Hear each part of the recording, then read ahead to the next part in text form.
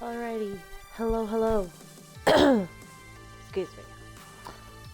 Welcome back to watching the final stream of Arcade Spirits, the new challenger we are going to be doing. The final level. The final chapter. To end it all. Or to send someone in jail. Whichever one comes first. So yeah, that's what we're going to do. Alrighty. If I can load the right thing. Alright, last level. Final level. Winner stays on. Winner, winner, chicken dinner. Are we gonna get news? Oh, no. Uh-oh. This is not about winning and losing. Maybe it never really was. This is about deciding who you are and what you believe in. It's about making a stand. I don't know if it's possible to win. We fought hard to reach the end of the road, but the final result is going to be tainted. Odds are we won't be granted the title of champion, even if we do somehow win, but I don't care anymore. I will stand resolute against the ones who wanted me to fade away, Valkyrie and my own self-loathing. 'Cause even if I can't win, I will not lose. What an inspirational speech. It is the distant future, year 20XX, and we are apparently all that stands against the dark future of esports corruption. It's not exactly what I was aiming to accomplish when I started on this path, but you played the game in front of you, not the game you wanted to play. Valkyrie is forcing her Iris to cheat at FOD2, so she can rise all the way to the top. What's more, she's proven ready and willing to hurt anyone who stands against her. Naturally, I've chosen to stand against this, not a smart move for my continued well-being. But if I care on what about fair play, or even human decency, there's no other option. But we can't just call hacks on her. Nobody would believe us. We need evidence, and we need to sway the Pro Tour's organizers to hear that evidence. Not a task that Tokyo can accomplish alone. We're going to need leverage. But before I can arrange any sort of leverage, it seems I've got one last task on my list to take care of. Temptation. Oh? Here I am in the belly of the beast, the penthouse lair of Team Play to Win. At the top of the skyscraper, as if attempting to rival Mount Olympus, P2W work and play and work, all under the command of one Victoria Proud. Huh, their penthouse looks pretty cool. They got Sanic, the porcupine. Valkyrie, coach, manager, owner, cheat, swindler, arguably also an attempted murderer. And of course, our players have private rooms. I know most of your team are playing bunkmates to save money, but here we respect your privacy. Oh, are we gonna pretend to join their team instead? Is that what's going on? And the view's terrific from up here, of course. There's also a hot tub on the deck when you want to relax after a hard day of training. We've got all the energy drinks you could want in our 7 different fridges. Huh. I nod along, only half paying attention to her sales pitch. Valkyrie arranged this meeting with me, and while I have my guesses as to why, she's happier to give me the tour first. None of it sways me, but I pretend to care as she lists the many perks of being part of PTW. Flexing her power and wealth before we get down to business. And of course, we're well stocked with products provided by all our sponsors, so we're never lacking for gear or snacks. I sense you're not amused by our humble abode. You want to get on with business, yes? Okay. Tour over. Let's talk. She pauses, letting the whole aura of the place sink in and entice me before speaking. I invited you here today for one simple reason. Oh I want boy. to recruit you. What? I know. We've been at each other's throats since the start of this. We're destined to face each other in the finals. So you're thinking, why would Val extend the olive branch? I'll tell you. The fact of the matter is that you're going to lose the championship. Remember, I told you we'd beat you at Pengy Paradise, and I wasn't lying. This is no different. You can't win this one. This can't just be overconfidence. She's going to cheat. This time we're ready. We're going to set the trap and bait her into it. When she cheats, we'll be ready. But why offer to hire me for her team if she knows she can't stop us easily? May as well just ask. I don't get it. Why? Are you hoping I'll back out of the tournament? No, Play to Win needs to defeat your team in a fully sanctioned and official match. Until now, we've only beaten your team in unofficial show matches, and I want it on record. And once the dust settles from this, once your team is shown to be nothing but a squad of laundromat casuals, there's no reason you can't switch sides and join the real champions. See that ambition of yours through to the end. I'm sure you care about your friends, and that's noble. But you also know they aren't winners. Not like you. Pushing them to become a professional team was a mistake. It's time to realize that, and realize the only path to your glory lies with me. My vision? After you lose the finals, your team disbands and you join me. Everybody wins. Sound good to you? Bruh.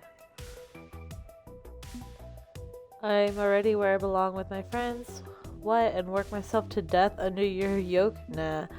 You're assuming we're going to lose. I'm assuming we're going to win. Yeah, I'm already where I belong. You've got a pretty clear pecking order in your mind of where my friends and I belong, but I don't care if I win or lose anymore. As long as I'm with my friends, I'm happy. Tokicade is here to stay, even if we never win a single match. I already have everything I want and need from life. You've got nothing to offer me, so with respect, no, I'm not taking your offer. Well, that's disappointing. Oh, that's a new pose for her. I thought you were ready to do what it takes to realize your dreams. The glory was never my dream. It just took some time to realize that. Fine.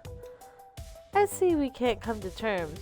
It's a pity, but I did my best. You can go now. This meeting is over. Obligingly, I turned to leave. But there was one more thing I could do. It's risky. It's possibly a terrible idea, honestly, but maybe it's the right thing to do. Offer her a chance to admit cheating and give up. No second chances. She has to bring herself down. Alright, let me save here first and see what she says. I'm risking a lot, perhaps tipping my hand about the trap we're setting for her to step into. But if I'm to be a moral person, a good person, I have to offer the chance at redemption. Miss Proud, you don't want to do this. Think about it for a minute. Your legacy is on the line. You're risking every legitimate accomplishment you've ever had. When the time comes to face us on stage, I beg you, please don't do what we both know you're going to do. I have no idea what you're talking about. I think you do. When you look back trying to figure out where everything went wrong, this is that moment. This is where it all went wrong. I'm offering you a chance to stop this before you lose it all. What are you up to? What's all this about exactly? I can't risk confirming anything. I have to keep this vague. When we face each other again, I trust you'll do the right thing, and let fate decide who will stand and who will fall. Until that day, Miss Proud, I take my leave. She knows what I'm talking about. She orchestrated all of this, and now, hopefully, I've planted a seed of guilt that will grow. Oh, maybe when we fight on the grand stage, we can see who will win and who will lose by skill alone.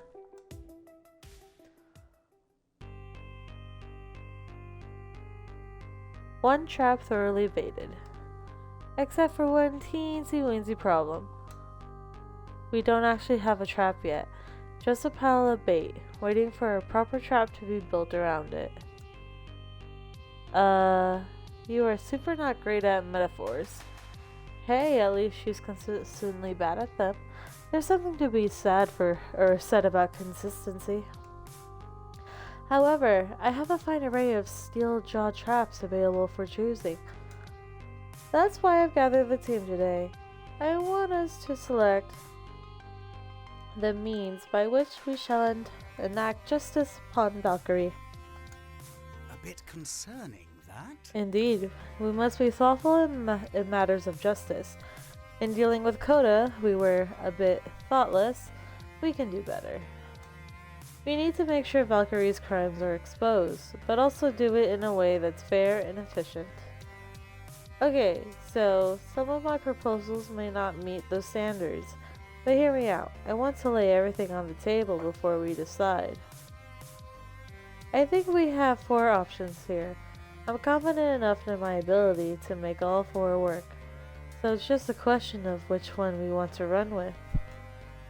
The first candidate on offer is probably the most obvious one. Punchy78, lead reporter for Fight Track. I've spoken to him before and he seems eager to support our team. Maybe it's just for the clicks on his articles about us, but does that really matter? Punchy's been following our rivalry with Team Play to Win closely and keeping the public informed, so involving him is a natural next step.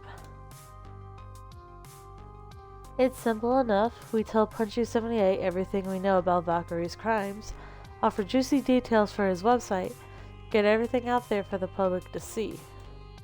And in return, he uses his connections to get us before the Pro Tour organizers so we can convince them to run Grace's anti-cheat detection software. We catch Valkyrie in the trap, expose her cheating, and Fight Track's right there to get the word out far and wide. I see your point. I've worked with Fight Track in the past. Punchy would be more than happy to help us out. He's a great guy. I anticipate failure. Except he's also given Valkyrie just as much glowing praise. Her comeback story wouldn't have been possible without Fight Track. Bad idea. He used to do freelance copy editing for websites before we turned pro. Trust me when I say the press can and will spend anything for more ad revenue and more clicks. And even if Punchy's totally in our corner, Valkyrie's adept at manipulating public image. She could easily slip out from under this. Okay, well, we have another option. If what we want is justice, there's a direct and simple appeal we can make. We call the cops on her and they sort this mess out. The heck is the cops gonna do on a frickin' tournament? On the night of the Coda incident, I spoke with an officer in charge of cybercrime, fraud, harassment, things like that, Detective Jiwoo Cho. The cops are supposed to be the ones you call at times like this, and this is Domino's Aunt. We can have some confidence we'll see justice done. Sure thing. Trust me, Auntie's on the level. She's one of the only people in my family who gives a single solitary heck about me. Jiwoo will make this work. No f***ing way. The cops, seriously? No frickin' way. We don't need the pigs in on this. Sorry, Dom. But auntie or no auntie, bacon always smells like bacon. No thanks. Sap's right. This would result in a much larger scale public scandal, putting us and the scene in a bad light. But we have to think about the health of the esports community as a whole. Okay, so there's another option, although it's even riskier, our Warren. I know this one's going to sound ridiculous, but you know me. You know I wouldn't lie to you about something this important. Back at Max, I was contacted by a mysterious woman in black from some unknown branch of the federal government. For reasons a bit too weird to get into, involving my brain nearly getting scrubbed by a haunted arcade game.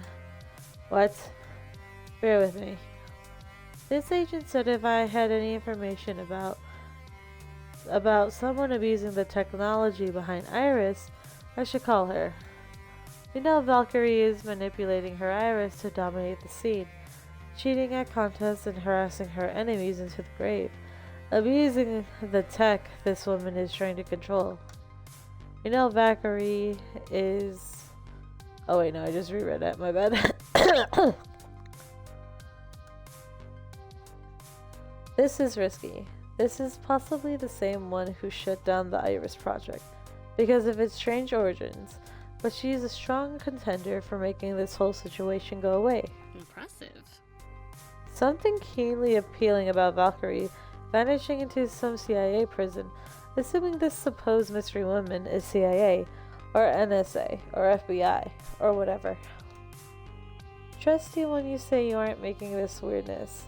And I'm not in favor of a measured but risky play. I say why not? Why not? Because that's the woman who nearly murdered Iris. Nomora's right. She was involved in the shutdown. And now we want her to handle someone abusing an Iris? We can't risk it. She's the one who demanded Iris to be killed. She's the one I've been scared of, the reason I haven't been involved in Iris's life. But this is a two birds, one stone situation. I thought this through. In return for offering up a criminal abusing Iris's technology, we can negotiate a peace treaty, get her off Iris's back. This could be good for both Tokicade and the Iris Collective. A long shot, an extreme long shot. I have my doubts about this, and I believe you know why. I can do it. You turn me loose and you'll see what I can do. We play our cards right, we can secure justice for Valkyrie and justice for Iris. And that brings me to the final option, which might be the most extreme one of the bunch. We've had an in with the team that's running the Iris Collective. A gang of Justice Mind hackers. Nomura. This is going to be mean outing Locksley to the group, but maybe it's time. If we're going to have our best chance at righting these wrongs, it has to be done. This isn't the time for Cloak and Dagger. It's high time we put all our cards on the table, Locksley. That's crazy. Cloak and Dagger for marvels. Do you agree? Huh? I see, so be it. For the glory of Tokicade and for justice itself. I'm involved with a group called the Ghost Monsters. They are indeed the anonymous hacker group behind the Iris Collective. Locksley! My true purpose here was to watch over Grace, to ensure she remained safe and free from involvement in our crimes. The Iris has tasked us with this out of love for their creator. I offer my sincere apologies. I'm sorry, Grace. I'm sorry, everyone. My original reason for coming to Good Clean Fun was a subterfuge. Subterfuge? I don't know how to pronounce that. Huh? What? What? That explains a few things, notably why you're so keen on spending time with Grace. Huh? I wasn't expecting to get involved in an international Cloak and Dagger affair, and yet, here we are. We trusted you, as friends, companions, and teammates. This was all a farce? On the contrary, I believe it to be real with all my heart. I hold fast to those I care for, and I consider you all my cherished friends. But the honest truth of it is that my original purpose was dishonorable. If you wish me to depart this team, I will understand. I already knew. What? I knew. I knew all along that you were working with Iris. I am very smart, you know. That's wonderful. But I also knew you did it out of love. love for Iris, and so I didn't say anything. That kept us all safe. And I didn't want you to feel like you failed in your mission. I apologize. I failed in more ways than I can count. There's nothing to apologize for. You were in a difficult position, and if I can forgive any supposed transgression, I'd hope the rest of Tokukei can too, right? Okay, sure. Why not? I'm generally in favor of sneaky bastards fighting for the one side of good, and it's not like we aren't already knee-deep in weirdness. So hey, damage done. Move on. Can't say I'm thrilled, but it's Grace's call. As the person most affected, I trust her judgment. You should too. Wait. I am What? 15 different flavors of confusion right now. Bottom line it for me, please. Are we going to jail? We should be in the clean. Zap, even if one of our team is cyber criminal with pirated software, we're hardly accomplices. But let's put that aside and focus on the original point. Loxley's allies, the one running the Iris Collective, could help us now. How? Alright, let me continue. With Loxley's help, we can reach out to them and ask the ghost monsters to dig up solid evidence on Valkyrie's crimes, then leak it all to the internet. They can likely also help us get the anti-cheat software installed so we can detect Valkyrie's crimes live and direct. Honestly, this is the most powerful option we have on the table. It sinks us deeper and deeper into a wild conspiracy, but it's a strong win. The court of public opinion will take over after all the dirt comes out, and we will walk free with all the plausible deniable Rhapsody mentioned. Okay, this is too much. Could we dial it back from Hollywood thriller levels and just focus on getting Valkyrie slam dunked in public? Excuse me. Yeah, even this would be a near instant win for us. We'd be better off not digging ourselves any deeper than we need to. So those are the options we got. We asked Punchy78 for help, working with an esports to let Valkyrie be tried in the media. She may weasel out of it somehow, but it's clean and ethical. We call on Detective Cho to bring Valkyrie to justice and clean up the gaming scene in the process, through heavy-handed but legitimate channels. We take the gamble and get the woman in black to quietly handle this matter, and maybe even save Iris from this old enemy. Or we turn to the anonymous hackers known as the Ghost Monsters to completely obliterate Valkyrie from orbit with digital evidence. I strongly believe that all of these options will work. I will make them work, so don't be afraid of failure. But given every single option has had people for and against, I'm not sure which one we should go with. All those in favor of dumping this decision wholly on the head of our coach, manager, Cat Wrangler, so we don't have to deal with this nonsense ourselves? Yeah, okay, plus that way if someone goes to jail, it's not me. I trust Nomura's decision, a great team manager and a good friend. I'm sure her choice will work out fine, right? I have concerns, but loyalty means faith and trust. I will trust in you, and put faith in your strategy. I'm thinking this is one reason why we pay you the big bucks, so you can deal with crap like this. You don't pay me anything. Point is that you should go with what your heart tells you, okay? Okay. Thank you, everyone. I'm certain I can make any of these options work. I wouldn't have brought them up as options if I wasn't sure of that. With that in mind, the ally we're going to choose will be Punchy78. We expose her through the gaming press. Detective Cho, we seek official help with her crimes. Woman in Black, we sacrifice Valkyrie to save Iris. Ghost Monsters, we destroy her via leaked information. Let's see, so we're gonna save her.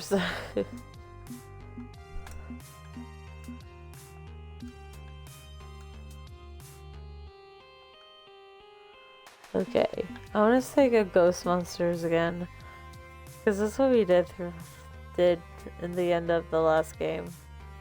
Or that's how we ended up meeting with them. So that's what we're gonna do. I think our best bet is Loxley's hacker buddies.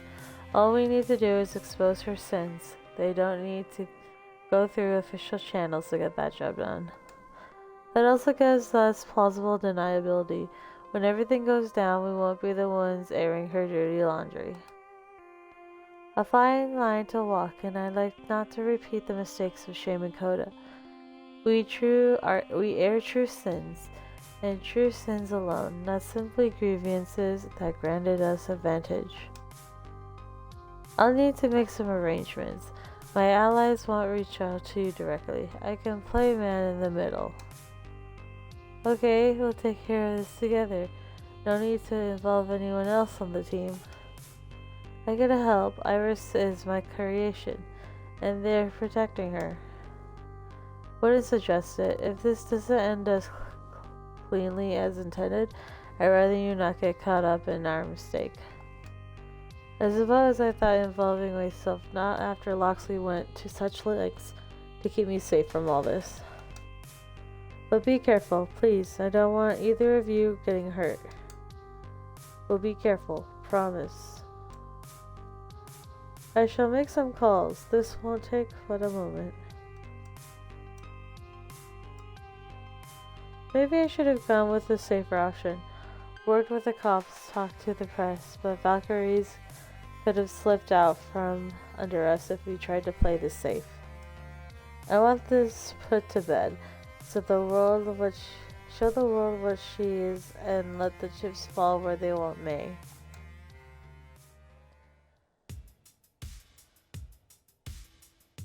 Oh boy. Within an hour, Loxley informed me that the meeting was arranged. A clandestine gathering behind good, clean fun. No way his allies would expose their actual location to me, nor did I really want to know where Iris servers were housed. The less I knew, the better. Alright. Before we do anything else, I'm going to make coffee. I can already feel myself falling asleep, so I will be right back, guys. So I can go make coffee. Yeah.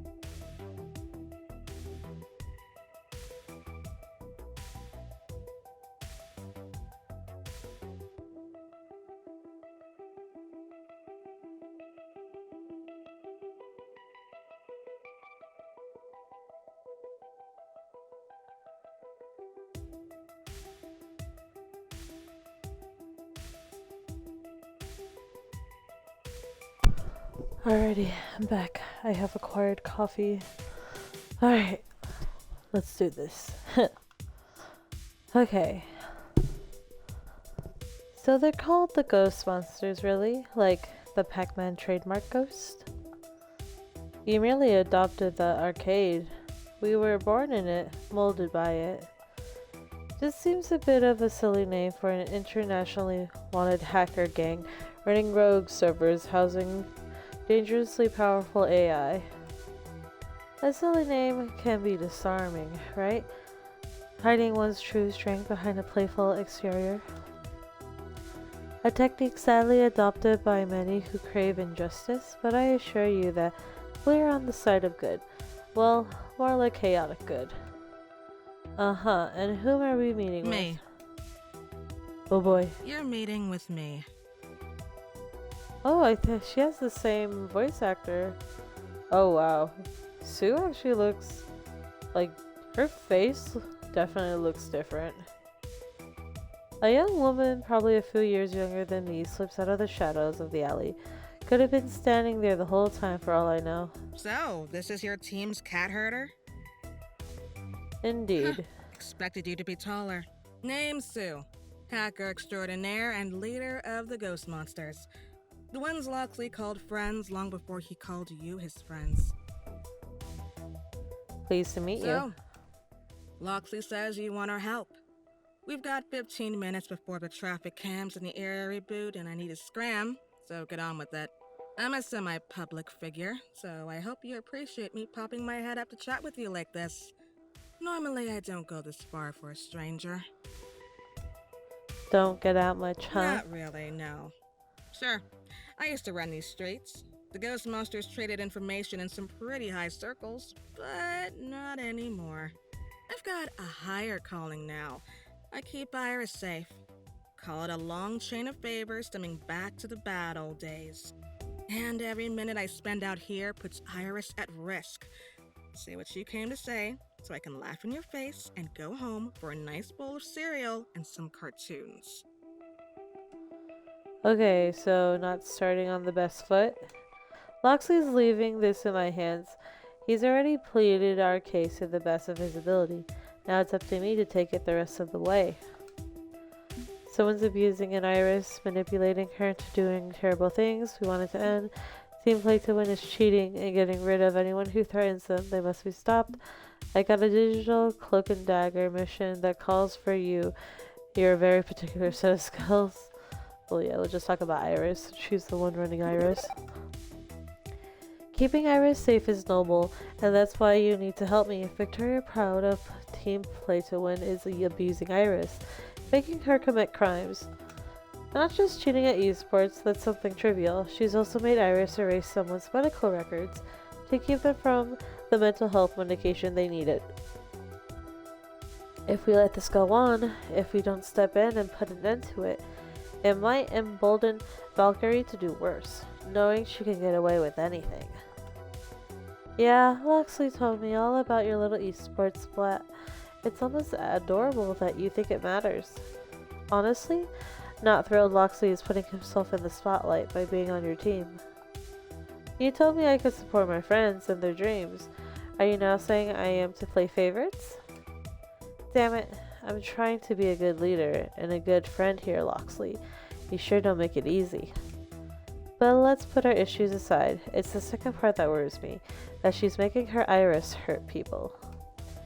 Sue ponders the implications of that, and for a moment, fortunately, she comes up smiling, nodding in affirmation at my reasoning. Fortunately for you, the Iris Collective agrees that something needs to be done, and they're cool with me helping you out. We'll dig hard into Valkyrie's past, pull out every single dirty secret she's hidden away from the public eye, package it up nice and neat, blast it wide after she's caught in the act. But the real prize for us is saving a vulnerable Iris from her influence. We can't determine which Iris is the one Valkyrie's gaslighting and treating like crap, since they're all individually encrypted. So while we're dealing with your schoolyard bully, we'll also be trying to trace the individual Iris. Get her the help she needs after all the smoke clears. You utterly bury your rival's reputation, we keep the collective from being harmed, everybody wins. Really? Great. Not so fast. There's a price tag for the service. Sue, I know we discussed this before, but are you certain that... Absolutely certain. Thing is, friend, thanks to loose lips on Loxley here, you know way more about our operation than you're supposed to. Not all of it, but enough to be dangerous. I don't like half measures. I like things simple and clean. So, if you want the ghost monsters in your corner for this, you join the ghost monsters. You become one of us, working for the good of the Iris Collective just like Loxley. You'll have freedom to run your silly little gamer club any way you want. I don't care about that. But now and then, we may call on you to do a service for Iris. Won't always be easy. You'll have split loyalties just like Loxley. But at the end of the day, you'll be helping make the world safer for Iris to live in. And better for humanity as a whole. That's not a bad deal after all, considering that, like, you know, our Iris is what had, like, a midlife crisis. No more dipping your toe in this conspiracy when it's convenient for you. You go all the way or none of the way. So, we got a deal. Okay, this is not what I expected. But I've been wrapped up in this conspiracy since the day I approached Loxley, demanding to know the truth about Polybius, haven't I? If I didn't want to get involved, I couldn't let that slide, but I wanted the truth. Even if I wanted the full truth, I need to go all the way. In for a penny, in for a pounding. I'm ready to sign up. What the heck? You're not gonna make me assassinate anyone, right? Just engage in shenanigans? Let's say I agree. What happens if I change my mind later on and want out? That's a good fair point. Okay, let's say I agree to this deal. What happens if later on down the line I have a change of heart and want to leave the gang? Do you have a memory wipey fleshy pen, or do I just get raided in my sleep? What? No. You just, like, leave. We cut off your access and you go. Of course we ask you to continue keeping our secrets safe, but that's it. People have left the ghost monsters before. Inky retired for a bit, worried about his little sister. Came back when she befriended an Iris to protect them both. Blinky, well, he was more into the street gang part than the hacker part, so when we switched to being a full-time deep cover nerds, he bailed. And Loxley asked if he could be let go recently. Loxley? I was growing a bit wary of maintaining a double life, and felt it would be better as an honest man for the sake of Tokicade. But they know my secret now, and have accepted me, so I decided to maintain dual citizenship. Good to hear it, my dude. Okay, if I'm allowed to back out if you ever violate my principles, I'm willing to help for Iris. Wouldn't have it any other way. Guess this means you need a code name, and we're fresh out of Pac-Man trademark codes.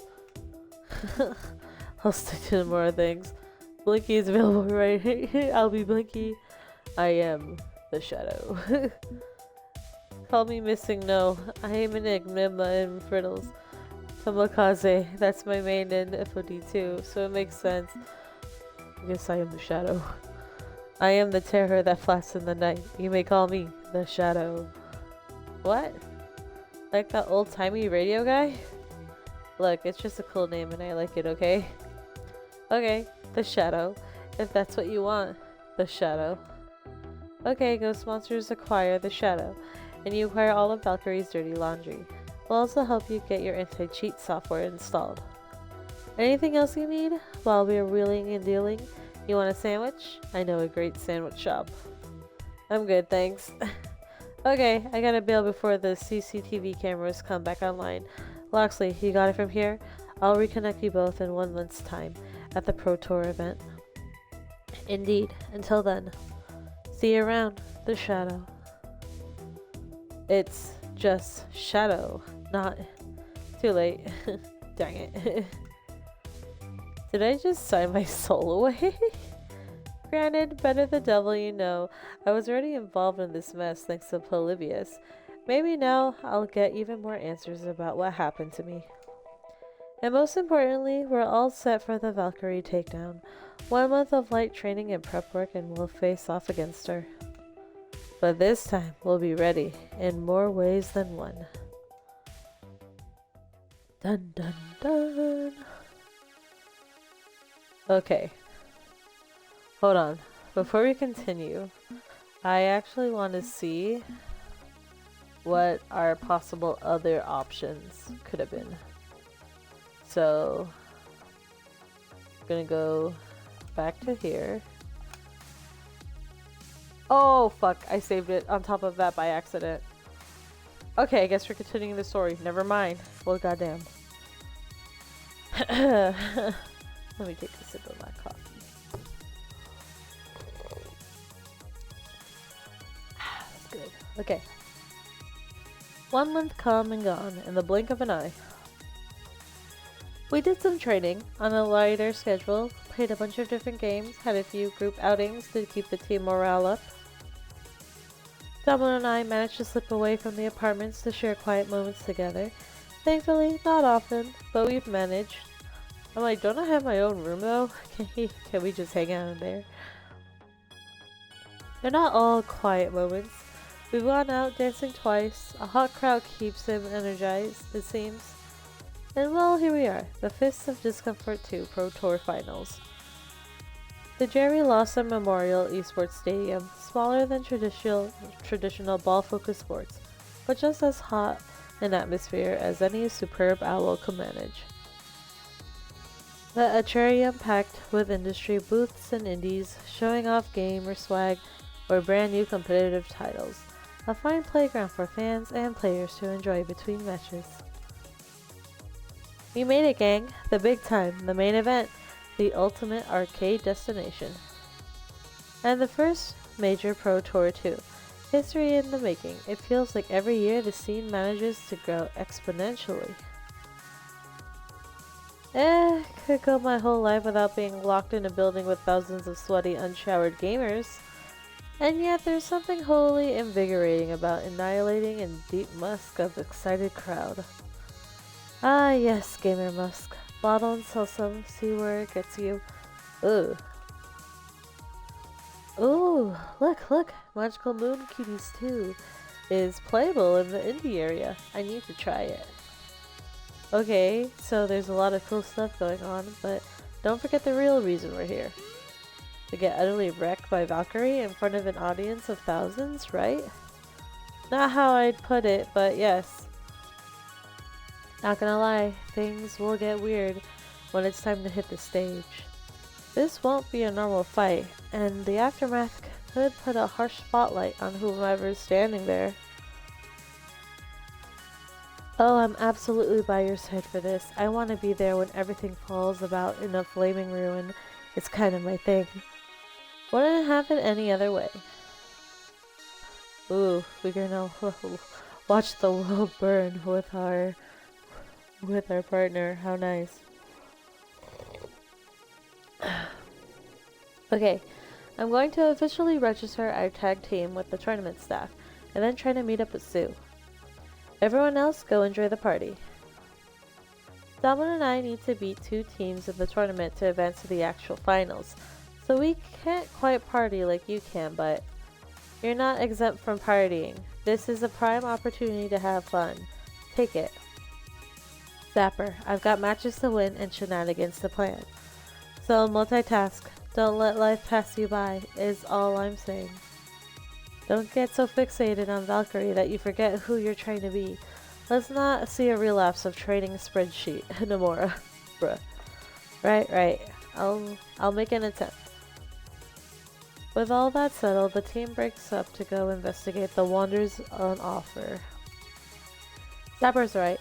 I know I'm not going to be dunking myself into a shark tank later today, but I don't want to fall back on the bad habits, focusing my whole life on accomplishments.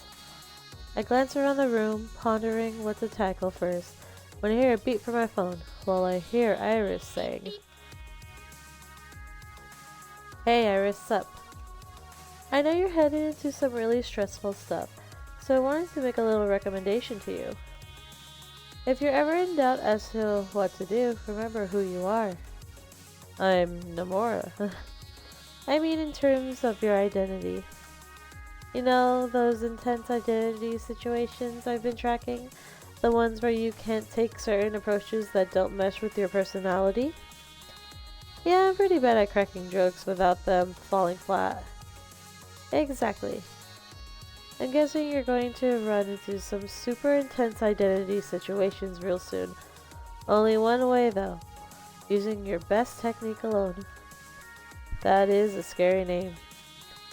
It's actually not that scary. If you think about it, it means you have a strong, well-developed go-to solution. So use it. And for me, that'd be, according to my calculations, your best bet for how to deal with Valkyrie is to be kindly. Empathy is your thing. Maybe Valkyrie's cold heart will crack under your warmth. Honestly, it'd be nice if this ends peacefully, if she realizes the error of her ways. But I don't know how realistic that is. We'll see. But let's say that, in theory, I wanted to take a different approach. When everything hits the fan tonight, what do?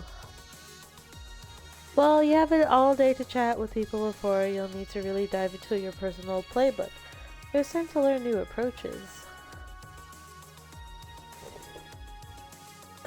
I know that in the end you'll make the right decision, and Tokacade won't be completely destroyed by your own folly. Yes, that. Let's avoid that. I'm offline. Good luck. Oh boy. Right. Stop fixating on Valkyrie. Don't let her become your new self-destructive obsession. Take in all the entirety of the Pro Tour finals and enjoy it all. Let's see, where to first? Oh boy.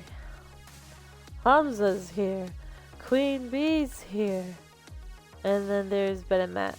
Let's go talk to Ben and Matt. Surprisingly enough, Ben and Matt are here. Guess they left good clean fun in the hands of the other pizza smiths, laundry masters, and arcade floor attendants. And they're running a booth with a colorful banner advertising their latest culinary creation. Hello. Hello. Oh boy. Are you following me around or something? You're normally 20 city blocks away from me. Ah, but this is the ideal locale to reveal our newest invention, Gamer Snacks. I review the freshly packaged snacks on offer, very few of which are missing from the organized rows, despite the sticker reading free on their lids.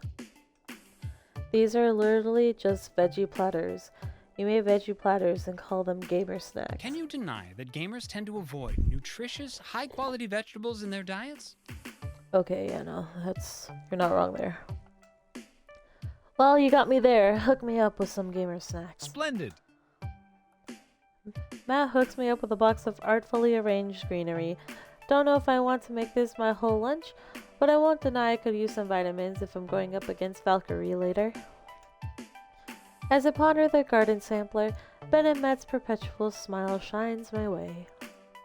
What is it with you two and hybrid businesses anyway? Pizza, laundry, and arcades, and now veggies and gaming? Seems unfocused. I mean, hey, if it works, but I've never quite understood the mashups. Ah, but remember, the two of us have many different loves. For example, Matt loves cooking and I love business. Ben loves a fancy cocktail. I enjoy a pint of ale. He says tomato and I say tomato. One of those is a lie. He says potato and I say potato. One of those is a lie. Okay. Between us, we've got inspiration and ideas for days. Years even. And they'll be happy years, sharing what drives us and exploring the possibilities. That's the key to a good marriage and a good business, I feel. Okay, but that's still a lot different focus between you. How do you manage that? Well, how do your friends manage it? Look at Grace. FOD2, indie game development, console game collecting, huge RPGs.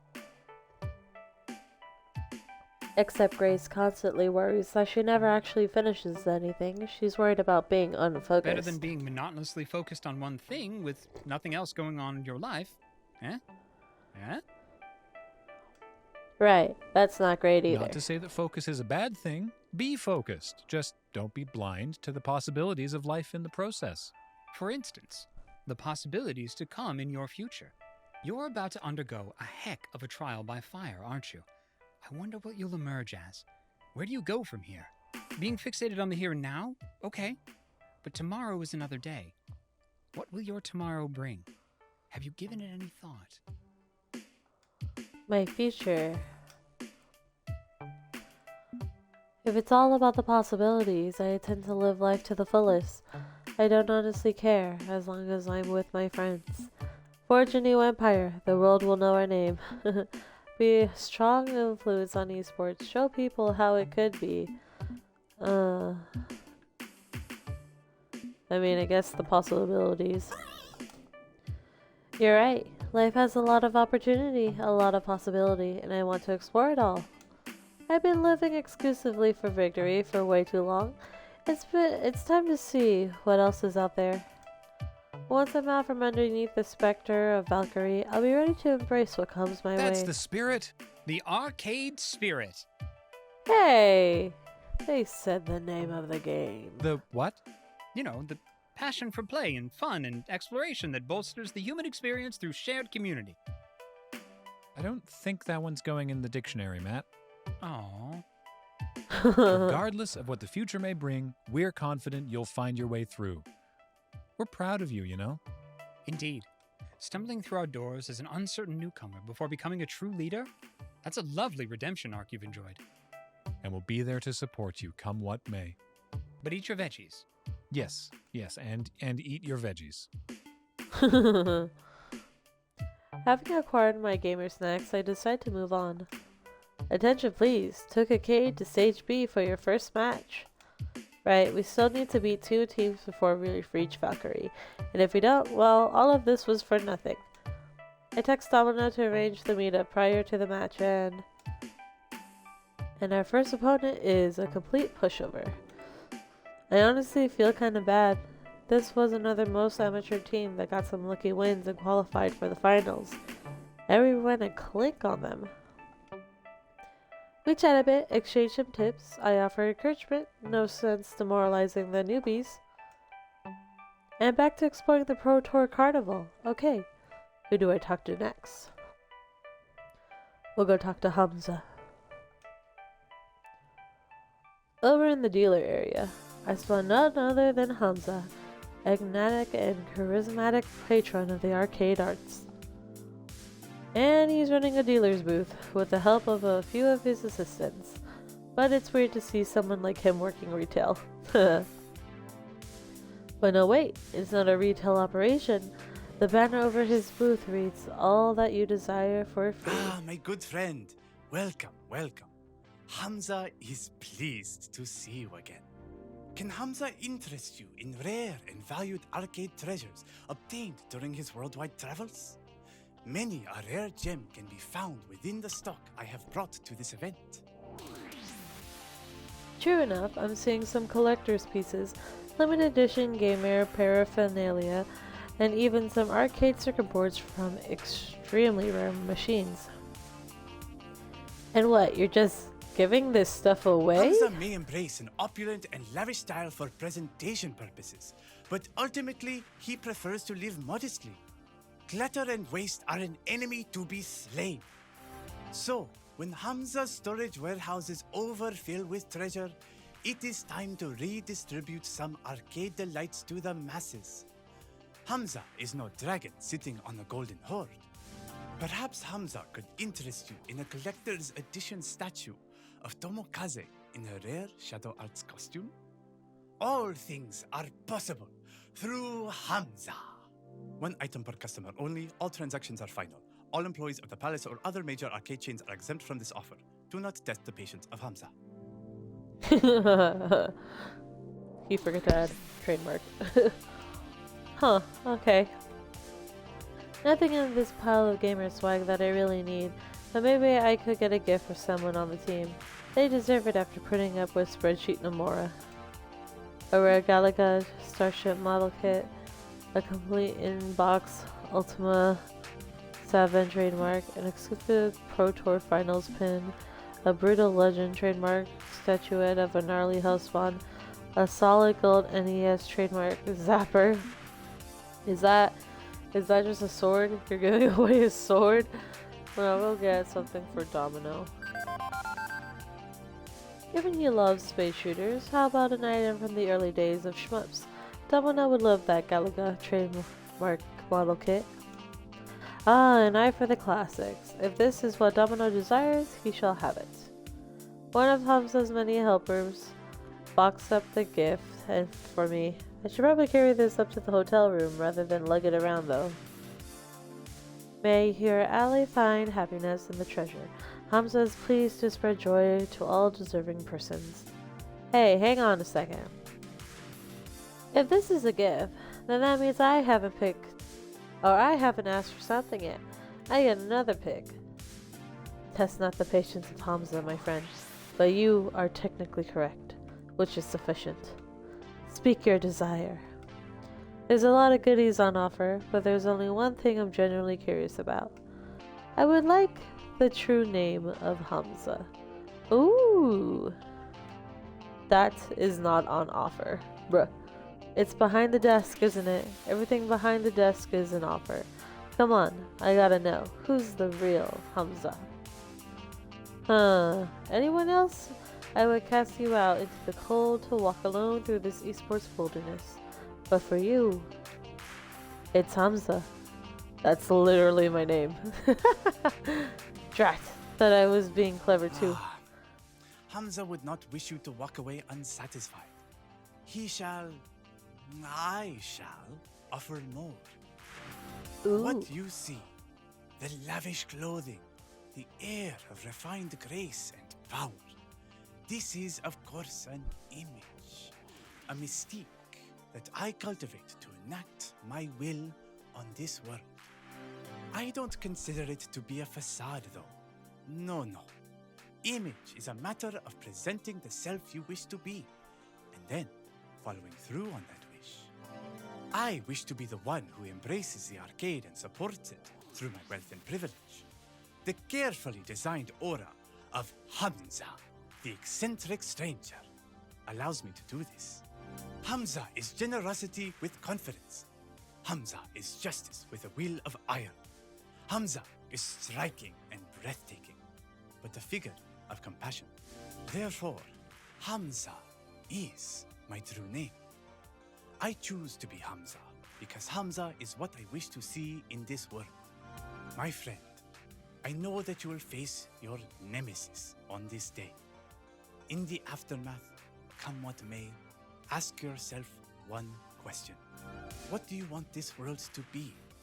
And what must you become to make it so? Are you vengeance or justice? Are you conqueror or challenger? Ponder this, my friend, and I know you will see yourself through the trials to come. Yeah. I'll think it over. Wonderful.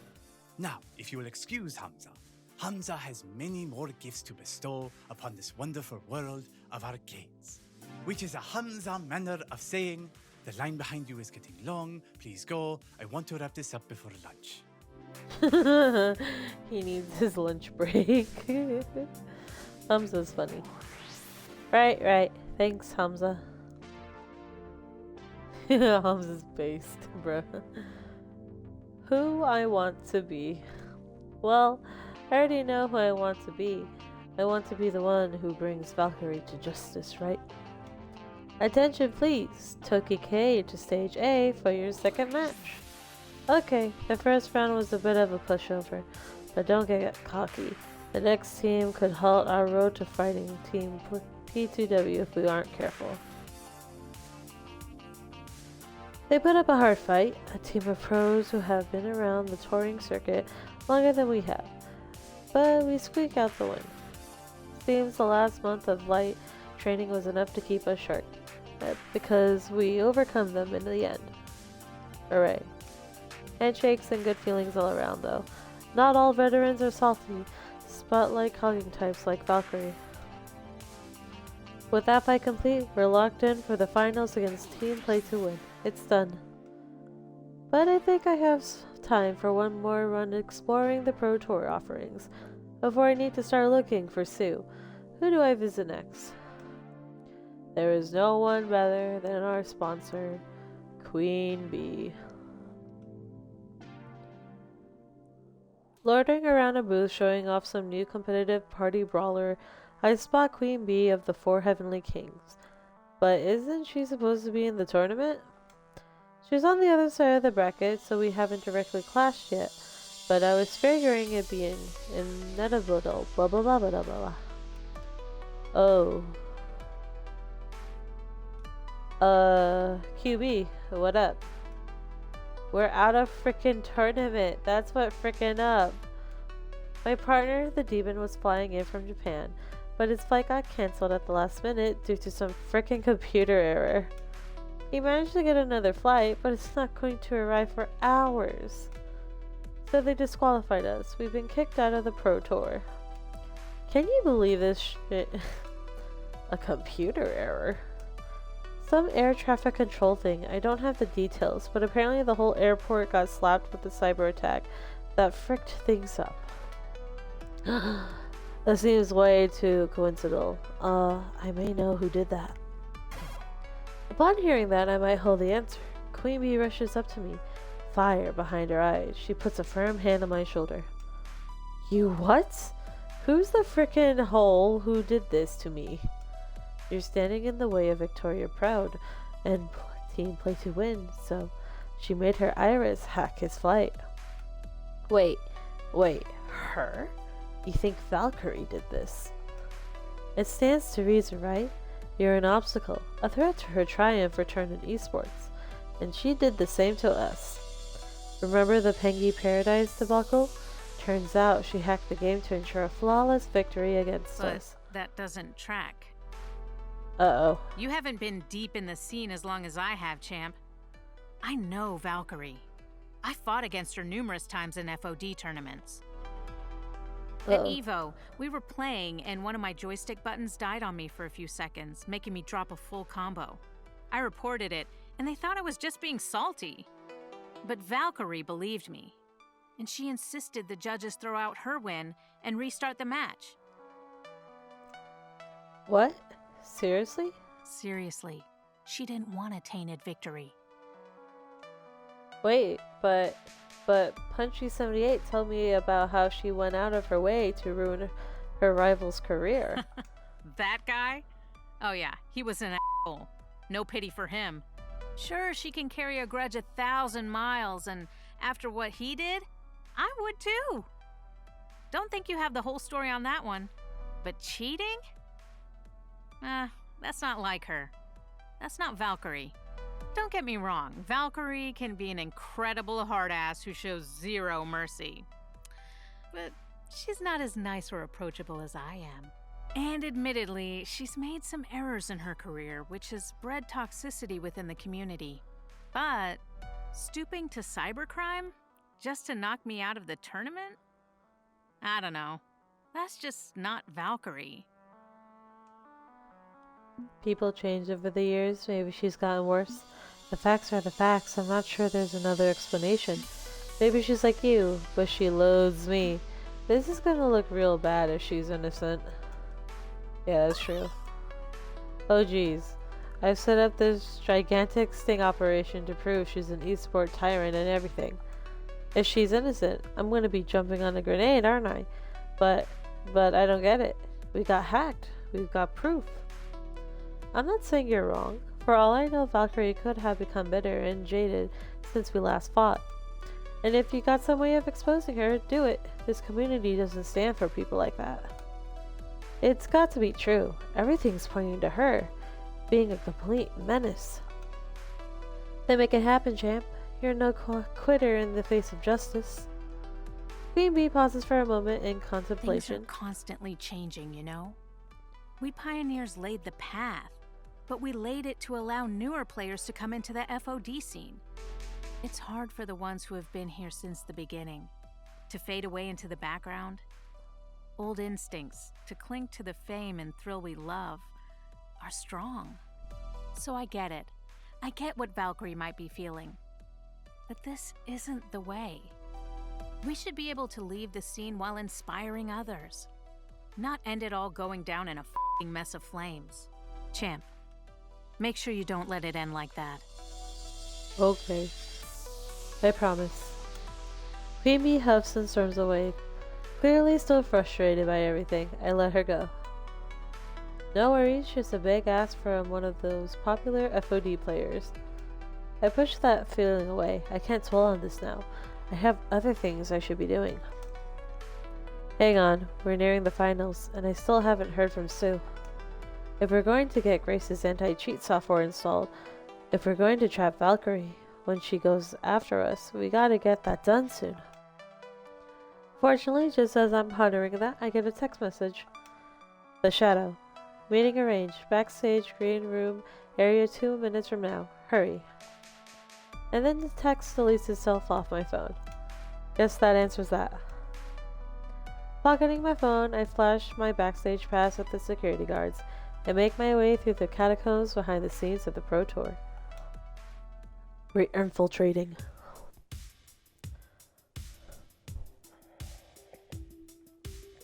Backstage is a hustle of frantic activity as tournament crew rush to prepare the stage for the final showdown, happening in a little under an hour. Thankfully, nobody is paying attention to me, which means I could carry on some cloak and daggery type meeting, but it also means people constantly bumping into me as they look for my alley. Cutting it kinda close here with the timing, but at least we still got a chance, especially with Sue in my corner. There she is. Sue, hey, thanks for coming out to help. Are we all ready to go? Software installed? Yeah, running into a few problems there. Uh-oh. Oh good, now there's 2 of them. They're multiplying. If you're here to complain about how OP Akari is, save your breath. She's perfectly balanced in the wider scope of the whole roster. We're not here to whine about your fighting time game. Then what are you, my personal assistant for the day? I need tea. Chamomile tea. Just plain ass chamomile tea. None of those fancy herbal blends. Oh great, it's him again. I still remember the bitterness from his Q&A panel at Max. Jason Takeshi, lead developer of the entire Fist of Discomfort series since its inception. Hopefully he doesn't recognize me from the sitting in the audience at his disastrous PR event. I was hoping we'd be working with some lower level peon in the mighty apparatus that keeps esports going, so I'm more easily convinced, but it seems that Sue took me all the way to top the food chain to plead my case. Great, just great. So, I wanted to let you know that Valkyrie's cheating. Vicky doesn't cheat. Believe it or not, I've known Vicky since she was a little brat running around my favorite arcade. It's one of the reasons I can call her that instead of her silly Valkyrie gamertag. And she's annoying, okay, but not a cheater. That's not the Vicky I knew. Hate to say it, but that little brat grew up to be an even larger brat. She's cheating, and we have proof. She's using a software app on her phone to hack into FOD2 games remotely, modifying the code to make her easy win her matches. There's also a not-so-small matter of cyberbullying, harassment, possibly attempted murder, and... You're kidding me. Seriously? This is seriously what you're wasting my time with? While I'm running around trying to keep this whole event from collapsing on itself? Nobody can hack FOD2. I wrote its security system myself. The USB ports and the Wi-Fi are locked against unauthorized access. She's found a way. She's got a way of doing it, trust me. Trust the newbie on the scene who lost her spotlight recently and would do anything to get it back? I think you can see why I'd be doubtful. Vicky's hardly a friend, but she's no stranger to me. You, on the other hand, are a stranger. Not gonna buy into this just on your say-so. Unless you have solid reasoning why I should take this seriously. Damn it, I can't go into extensive detail about Iris, or I risk the entire Iris collective being exposed. How the heck can I sell this without being able to give him all the facts? Oh boy. We'll save here. Just in case.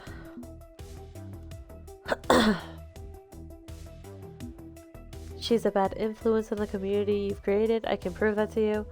Wouldn't you want to know if someone's cracked your uncrackable game? Valkyrie is a criminal, and I'll stake everything on that fact.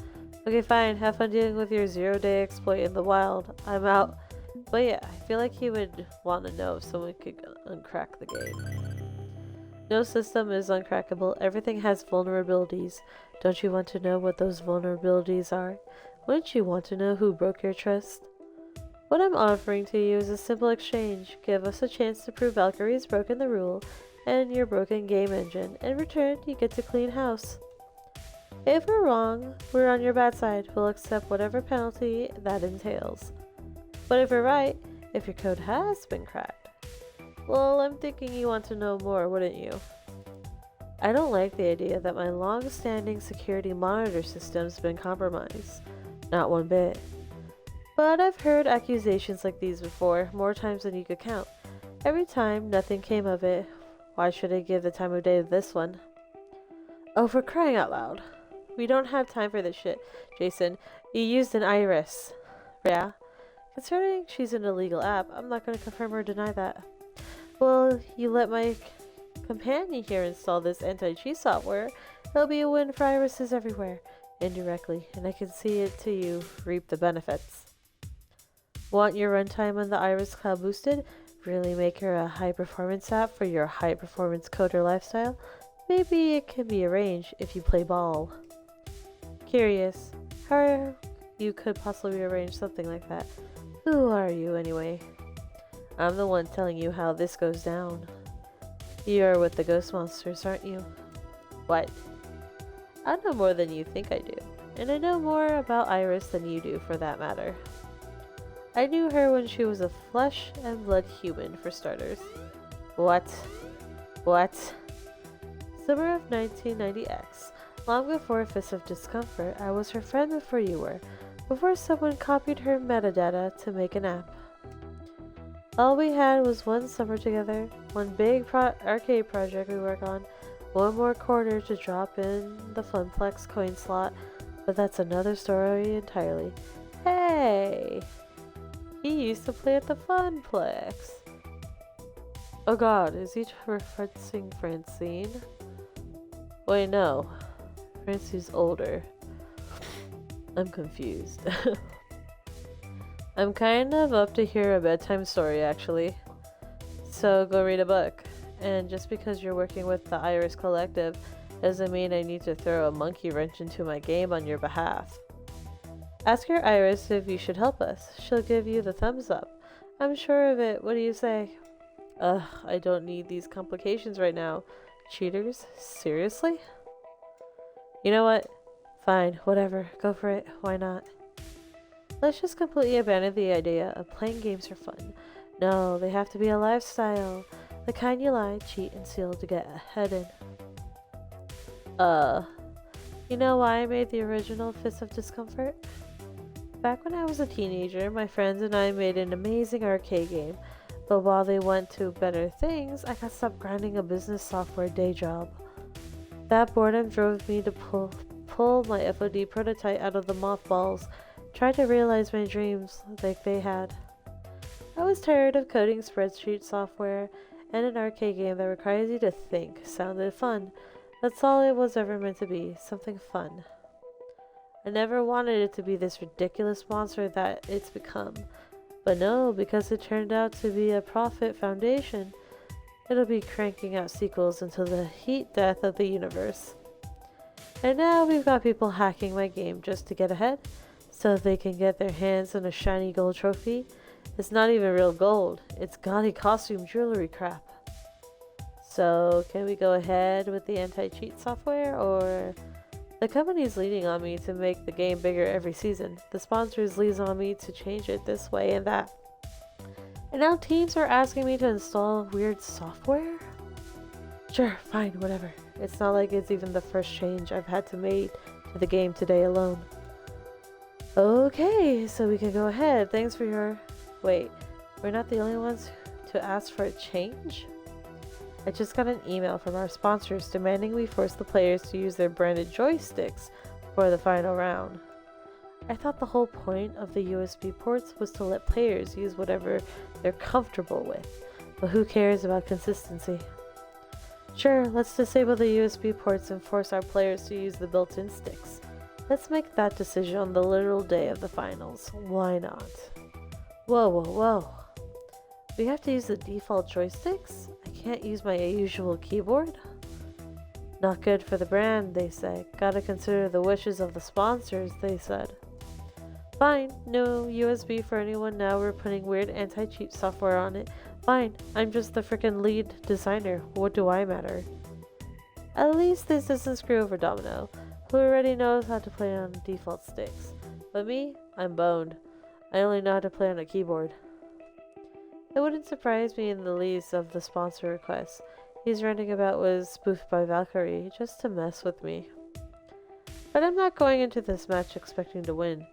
The plan is to lose and catch her cheating. Plan doesn't change. Fine, fine, as long as we can install the software. I'm going to review your code, obviously. Make sure it's not like anti-cheat software. But if it's legit and Vicky is cheating, well, there'll be consequences, assuming anyone listens to me, which they usually do not, as I pointed out repeatedly. Right. Thanks for your time. You'll see the truth once the match is underway. Whatever. I guess we won? But wait, Iris was human once? The heck was that about? There's a lot we don't know about Iris, and a lot she doesn't know about herself. Maybe he was blowing smoke up our asses. Maybe he wasn't. Okay, let's refocus. We get the anti-cheat installed, trip of Valkyrie, and she gets egged on her face in public. And you release all those nasty little secrets you dug up about her, right? All the terrible things she's done. Okay, so, don't know how to tell you this, but she doesn't have any seriously nasty little secrets. What? It's not from the lack of trying. We can pull skeletons out of any closet, provided, of course, that the skeletons actually exist. Valkyrie doesn't have any. She's never even jaywalked, clean living, and no secret sins to speak of. Uh-oh. But what about the cheating? What about Coda? All we know is someone did some hacking. Not that it was her. And while she certainly pulled some scummy moves, like stealing her sponsor, she's never broken the law. Oh my god, what if she had Hunter doing all of this? Or what if Coda was the one behind it all along, working still with Valkyrie, and he was just pulling our leg? Don't get me wrong, Valkyrie is a narcissistic sociopath, and we certainly dug up a lot of ugly words that have come out of her mouth, more than enough to pillory her. But a cheater? A killer? It doesn't mesh. I hate to say it, but she might not be the villain you think she is. That can't be right. We know what she did to us. We know what she did to Coda. Chill, okay? We've still got the trap. So step into it, and then we'll have something we can work with. Right, we're all set. Everything's fine. Fight goes down in 2 hours, yeah? I'll hang around in the background until then. Keep cool, we'll get this done, the Shadow. But Punchy78 said she was petty and vindictive. And no, we only lost because of the cheating, so 1 + 1 makes 2, right? Queen Bee said she was petty and awful, but not a cheater. That this didn't add up in her view. We're fine. Everything's fine, like you said. We'll get to the bottom of this, one way or another. Okay, 2 hours until things get weird. Until then, we're just an ordinary esports team and not a shadow conspiracy to attack and dethrone God. And what do ordinary esports team do in the run-up to a major match? Well, either relax or talk strategy, hang out together basically. Wow, it's crowded back here, but hey, it's time to get the band back together. One last time. It's not like we're disbanding after this. No, but we also don't know what's going to happen after everything hits the fan, so hey, let's share some friend time before that happens. Indeed, even if only 2 of our members will be on stage, we are 7 strong and roll 7 deep. Let's it be known. Pretty sure folks know that by this point, Loxley. I feel like we should be disturbing mugs of mead before marching off to war or something. I have these Crimson Tiger cans I swept from their booth, if it helps. I thought you didn't like them. Hard pass, Domino, but spending time together before a battle, that's more my style. It would be nice to have a quiet moment with friends before everything goes sideways. Plus, Iris mentioned I could switch up my strategy if I practice some other approaches. This would be a great opportunity to do that. Not a whole lot of time left though. Maybe time enough for 3. Let's see. Oh boy. That's enough. Let's move on. We don't want to talk to anybody? Damn. Why? Well, how come we can't talk to Dom? No. Whatever. We'll talk to Rhapsody. While everyone else is in awe and memorized by the inner workings of the Pro Tour, Rhapsody is calm and collected like always. They're used to all this from the casting and tournament stuff they do. So, do all backstage looks the same? Yeah. Pretty much. This one does have a more quiet spots to chill, which I appreciate. The mind games you play with yourself before a championship match are taxing, and having a zen place to focus your thoughts is 100% needed. The pressure can be overwhelming, but hopefully it's not affecting you. So far so good. It's stressful for sure, but I'm trying to concentrate on other things right now. Sounds good to me. That's good. Take your mind off all of it. As for myself, I'm actively trying to ward off all negative thoughts. I feel like I'd be much more comfortable if I were in the casting box for this. It's strange. Yeah, part of me still can't fathom all of this. But Rhapsody, this is your dream though, right?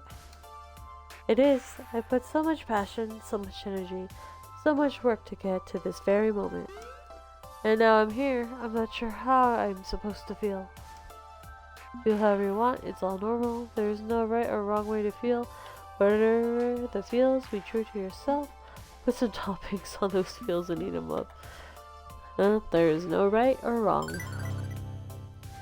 Everything you're feeling is appropriate. There's no wrong or right way to experience this.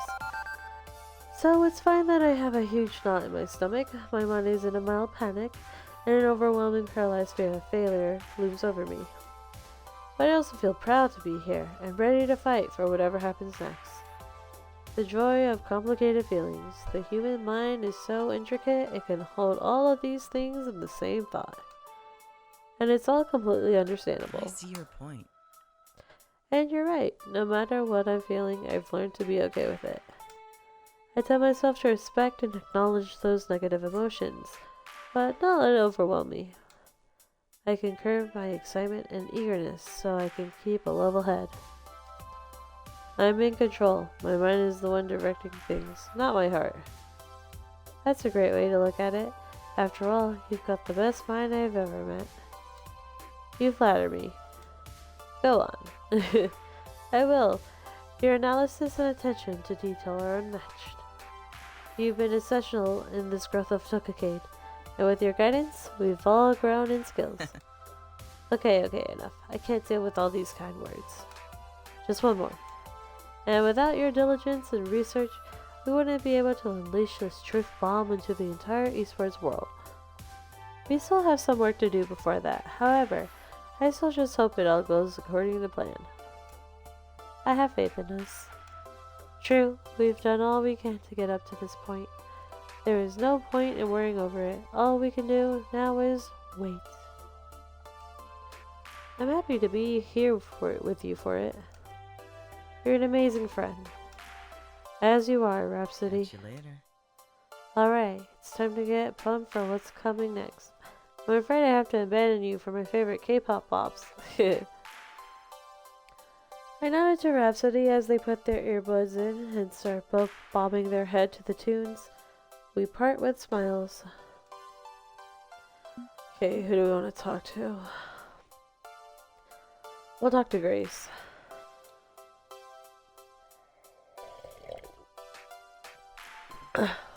Grace is wide-eyed with wonder, watching the backstage mechanisms of the world's most important esports event. She barely notices my approach. That's wonderful. So many people working together is making this possible. Isn't it amazing? It really is a testament to what we can do when we cooperate to bring something beautiful in this world. It's an esports tournament. There's literally hundreds of these all over the planet every year, big and small. I know, and that's beautiful too. Not everybody creating one of these events is doing so out of communal sense of solidarity with our arcade community, and the participants often only care about personal glory. But this wouldn't be happening at all if not for the love of arcades and video games as a whole. There's good and bad, but I choose to focus on the good. I'm so happy we could be here right now. In this moment, I know it's not everything you hoped for when you first joined us, but it's not how I imagined it to be, no. But I'm past feeling like winner is the only thing that matters. What we do here today is going to be important in the long run, not just for Tokicade, but for everyone. Exactly. And I wanted to thank you personally, not just for letting me be part of this. I didn't let you do anything. You are a part of this. Well, yeah. I am absolutely a part of this because I choose to be. But you presented me with that choice. Before Tokicade, I was content to aimlessly tinker and play, unsure what my future would be. I'll admit I was avoiding the outside world. I'd grown up inside a bubble, and even after breaking out, I simply found a new bubble to enjoy. Now I know my future. I'm not turning away from the world. I'm breaking out of all my bubbles and looking ahead. Thank you so much. So thank you. Thanks for helping me find my ambition. Thank Iris, not me. She's the one who got me out of my bubble. The world will benefit from your presence in it, Grace. Through Tokicade, we're going to accomplish great things. Grace Cooper has entered the chat. Several people are typing. Bruh. Hey, we make a great team. You and I and everyone else in Tokicade. There's no doubt about it.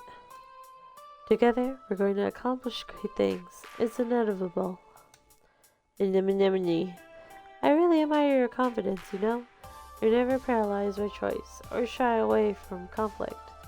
You're just in there and doing it. It's pretty cool, you know? Super cool. I'll admit I'm glad I'm not up there on stage with you today, though this could get a little weird. And even if I'm daring to stand on my own 2 feet, I'm still a bit antsy about my family noticing the weirdness I'm involved in.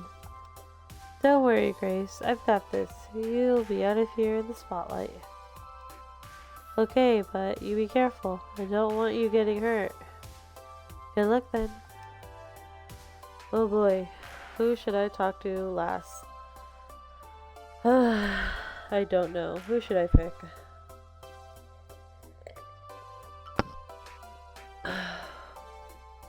It's gonna be good. Bruh. The cripple. She has a name. It's called Jinx. Jesus, or she's called Jinx. But okay. Normally Jinx standing around for hours would be a bad thing, but we planned ahead and brought a chair perfectly sized and shaped for her. She sits comfortably, offering me a nod as she rests her hands on her end of her cane. Hey. Almost showtime? Yep, almost showtime. Hell of a run to get here. The hotel is like 1 block away from the stadium. Metaphorical, not literal, as in we've come a long way. You're kinda dumb, huh? Had my doubts about you when all of this got started, you know?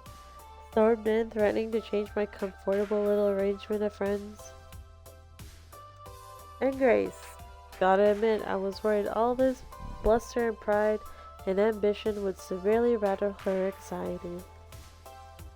But didn't shake out that way, did it?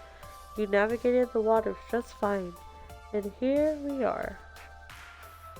We're not done yet. We're purposely exposing an esports scandal in public. Still plenty of time for our ship to sink. Can't agree to that. Nah, you'll do fine. I know the tiniest scrapes of this. Been watching you work from the sidelines, seeing how you handle this. Compassion seems to be your go-to. Not my style, but it seems to work for you and Grace, so I won't knock it. Gets you results. Main thing I suggest once you're on stage, keep your eyes open. I wasn't planning on blindfolding myself. I'm going in this. I want dark mode on my screens, please. Hold on. Think this through. Stay observant. Keep the brain ticking. We're working on a lot of assumptions here. If any of those prove wrong, be ready to adapt. You get me? I'm sure we'll be fine, and in the end, we'll be making esports a more welcoming place. So if our base assumptions are wrong, what's the alternative explanation, bruh? I can adapt to any situation. I'll play this by instinct, come what may. If we're wrong about this and P2W doesn't cheat, we are completely boned. We'll say we adapt. Adapt and overcome. Understood. Discard assumption and play the game you've got into the game you wish it to be. Good. That's all I ask. You keep an open mind to avoid being sidewiped. This doesn't go according to plan. Right. Enough chit chat. Go get him. Yes, ma'am. As I turn to look around the room, Domino pops up right in my view. Oh, there you are.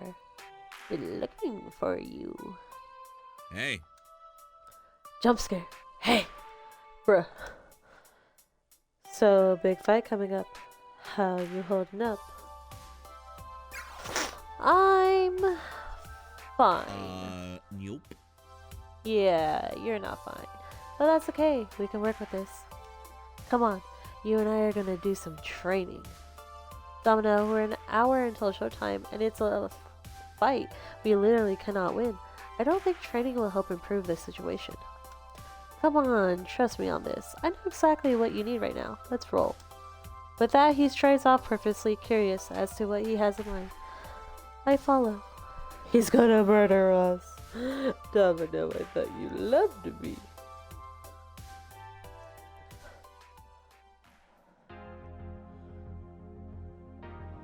Where the hell are we? Attached to the Jerry Lawson Memorial Esports Stadium is, in fact, an arcade. Just like the kind of small arcade you find jammed in the corner of a movie theater or a shopping mall. Is this supposed to be a reference to the Funplex? Hello? It's got a little bit of everything. All the flag bearers of the arcade scene, maintained in excellent condition, although one thing strikes me odd. Nobody's here. A few more kids, one or two stray adults, but all the esport types who came for the Pro Tour are nowhere to be found. Behold, the glorious failure engine known as the arcade. What the fuck? Remember what I told you the first day you showed on our doorstep? Arcades are where you learn how to fail. And since we're about to fail in spectacular public fashion, you could do more with some schooling on that front. So, what? You want us to play FOD2 match and deliberately lose or something? Failure is always an option. Heck no. You're about to experience the most glorious form of failure an arcade has to offer.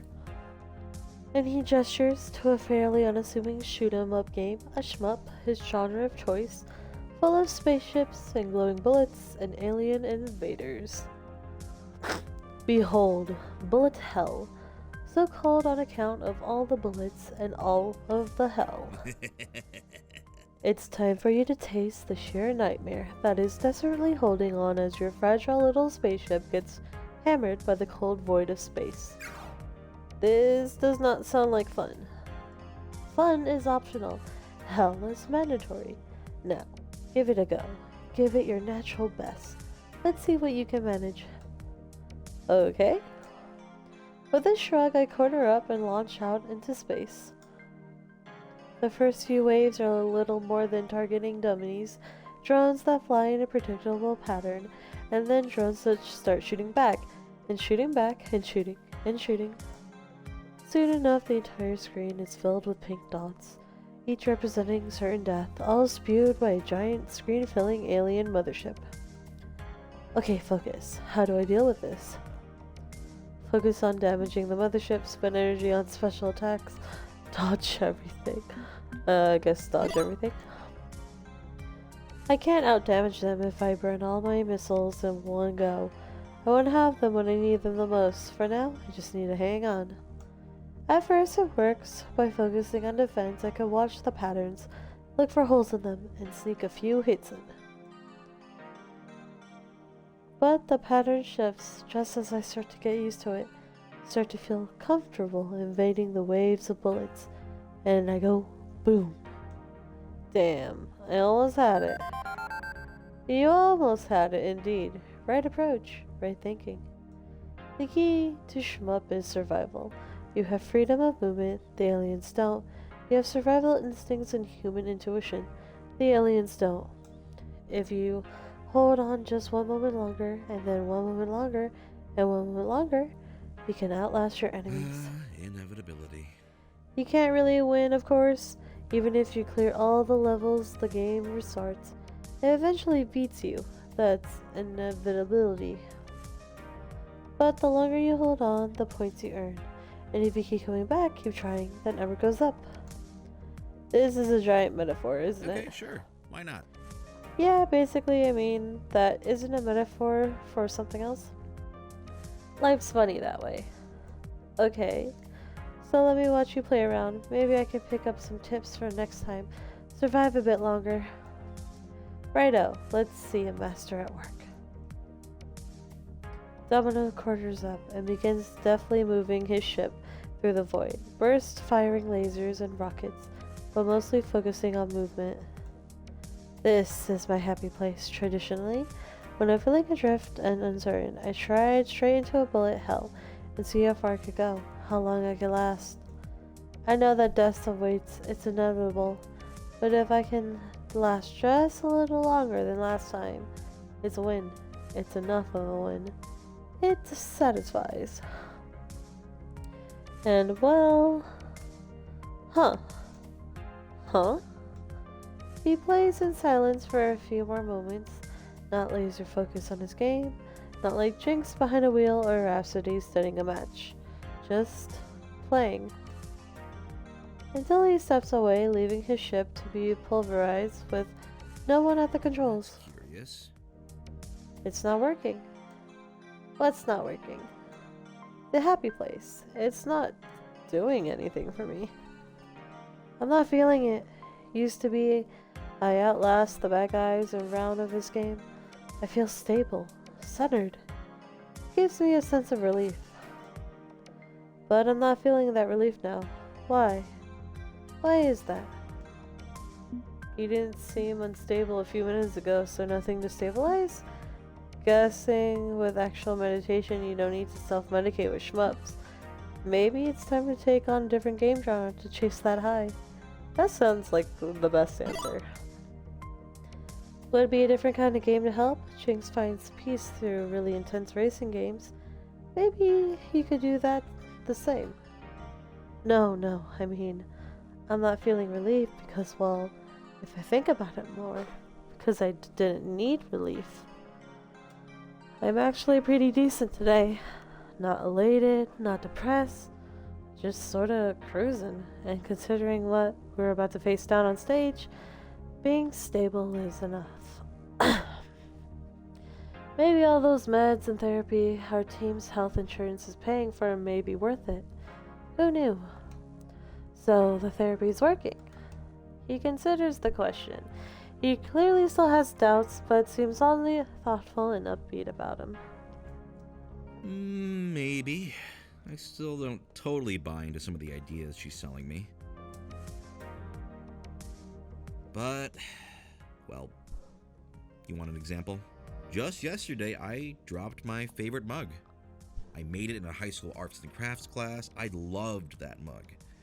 And I'd smashed it to bits. Completely unsalvageable. Oh geez, I'm sorry, Domino. No. My point is that I was halfway through sweeping up the shattered remains with a dustpan before realizing I was okay with it. Oh. Remember how all it took was spilling a bowl of cereal to set me off before?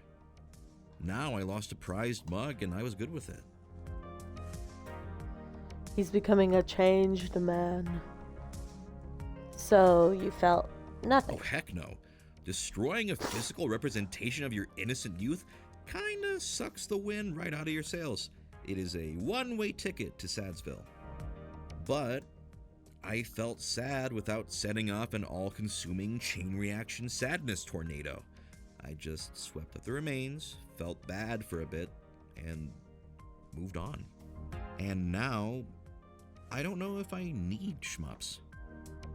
But I think I'll still play them. Just for different reasons. I'm damn good at shmups. High time I take some pride in that, rather than considering them a means to an emotional end. I'm like that with FOD too. I mean, okay, to a slightly unhealthy extent, but I'm learning to see it as something other than self-vindication. It's just something I enjoy. Sounds like we're both getting better then. Hooray! And once we put this Valkyrie business behind us, we can focus on that self-care. While continuing to kick ass, of course. The ass-kicking is compulsory. Looks like our hour is almost up. Thank you for coming to Therapy with Domino. Now get the hell off my couch and up on that stage, yeah? You got it. He takes my hand and we make our way toward what may come, surviving another day and thriving. It's coming to an end. This is it. The fated hour has come at last. It was supposed to be straightforward. Claim victory after victory, dominate the arcade scene, rise to the top, prove ourselves and claim the trophy. Instead, we're about to throw ourselves into the fire in an effort to take down a villain. No more scheming, no more planning. Now we learn if all those efforts will pay off or explode in our faces. Dun dun dun. Oh boy. This is what the people paid to see. The grand finalists of the Pro Tour. Arch rivals team Play to Win against Tokicade. And they are hyped for this. It is time for the grand finals of Fist of Discomfort 2. Oh, good gravy. I can hear all 4 exclamation marks there in the crowd's reactions. Introducing your 4 competitors. First, the charismatic leader of Tokicade, champion underdogs everywhere. It's Nomura. Hey, ready to play. Okay, that is... Ew. Next is the sardonic and sarcastic shmup specialist himself, Domino. Why does this sound like a freaking WWE match? Alliteration. The go-to screwdriver in any announcer's toolbox. And their opponents, starting with a veteran of the FOD1 scene, owner and manager of Team Play to Win, and hot on a comeback tour for the ages. It's Valkyrie. This'll be over in no time. Think your win is destined? Huh, I wonder why that is. I don't lose. And newcomer to the scene, apprentice of Valkyrie, rising star of FOD2, it's Hunter. Let's just get this over with. Here we go. It's time to settle this rivalry between Team Play to Win and Tokicade once and for all. Are you ready? Seems they had more than ready as we corner up. Hey, it's tradition. And the game begins. I haven't played on sticks very often. My old beige Model M keyboard is my weapon of choice, but the goal isn't victory, so any disadvantage is irrelevant. The goal was to lead Valkyrie to trigger Grace's anti-cheat software, custom designed to detect any unauthorized intrusion, and to cloak itself from an iris.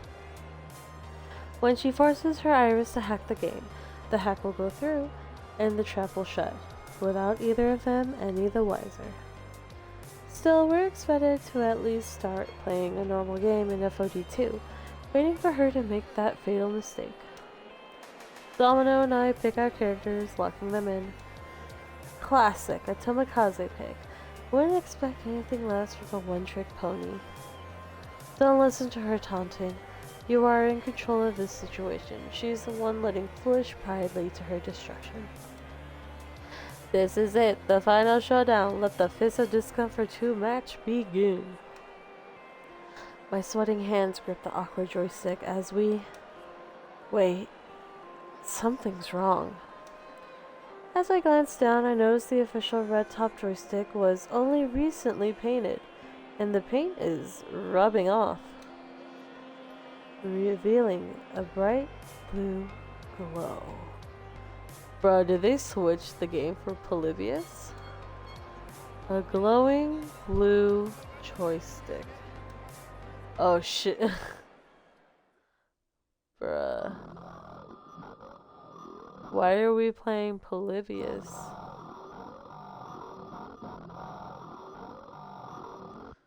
Oh god. Polybius, 1980X, Sinelosian. Game start. Oh no. I'm back in Polybius. Oh no. It's different, sharper, more clear than it was before, as if the virtual nightmare was giving a shiny new HD remaster. But this is absolutely, positively Polybius. That's curious. Huh. I wasn't expecting an all-crushing cosmic horror that threatens my very sanity to look like a low-budget Tron trademark ripoff. Has my mind gone bye-bye? Or is there a reasonable explanation for this? Or possibly both? Possibly yes, and possibly yes. It's okay. So would you believe a malevolent video game from the 80s that hungers for our souls actually exists? Excuse me. I'm reasonably sure it'll exist whether I believe in it or not. So I'll believe in it, even if the pleasant alternative is that I've gone completely scooters. No, Big, we got this. We got this. Stay calm. Think it through. How did this happen? Valkyrie's iris. She did this. She tricked Jason Takeshi into installing biofeedback sticks and Polybius code into the FOD2 machine. That's it. Valkyrie, show yourself. You've got a lot to answer for. This is low, even for you. What the fuck is happening? What? Oh, God. And she stumbles into view through the thick digital fog in a state of absolute panic and terror. Am I dead? Is this a light at the end of the tunnel? What is this? Oh, great heavens, she doesn't know what's going on. You! How are you here? What have you done to me? Let me out of here right now! What is this place? I like how we're all just hanging out in this void. We're just like, so now what? What is... Oh, come on, it's your doing. You made your iris do this. What? I didn't make my iris do anything. Uh-oh. Of course you did. You used your iris to cheat at Pinky Paradise. You tried to kill Coda. You stacked the tournament. You arranged to get these sticks installed. You have no clue what I'm talking about, do you? Of course not! Cheating? Murder? Who do you think I am? I'm Victoria Proud. I am a champion. What's the point of a victory if you didn't earn it?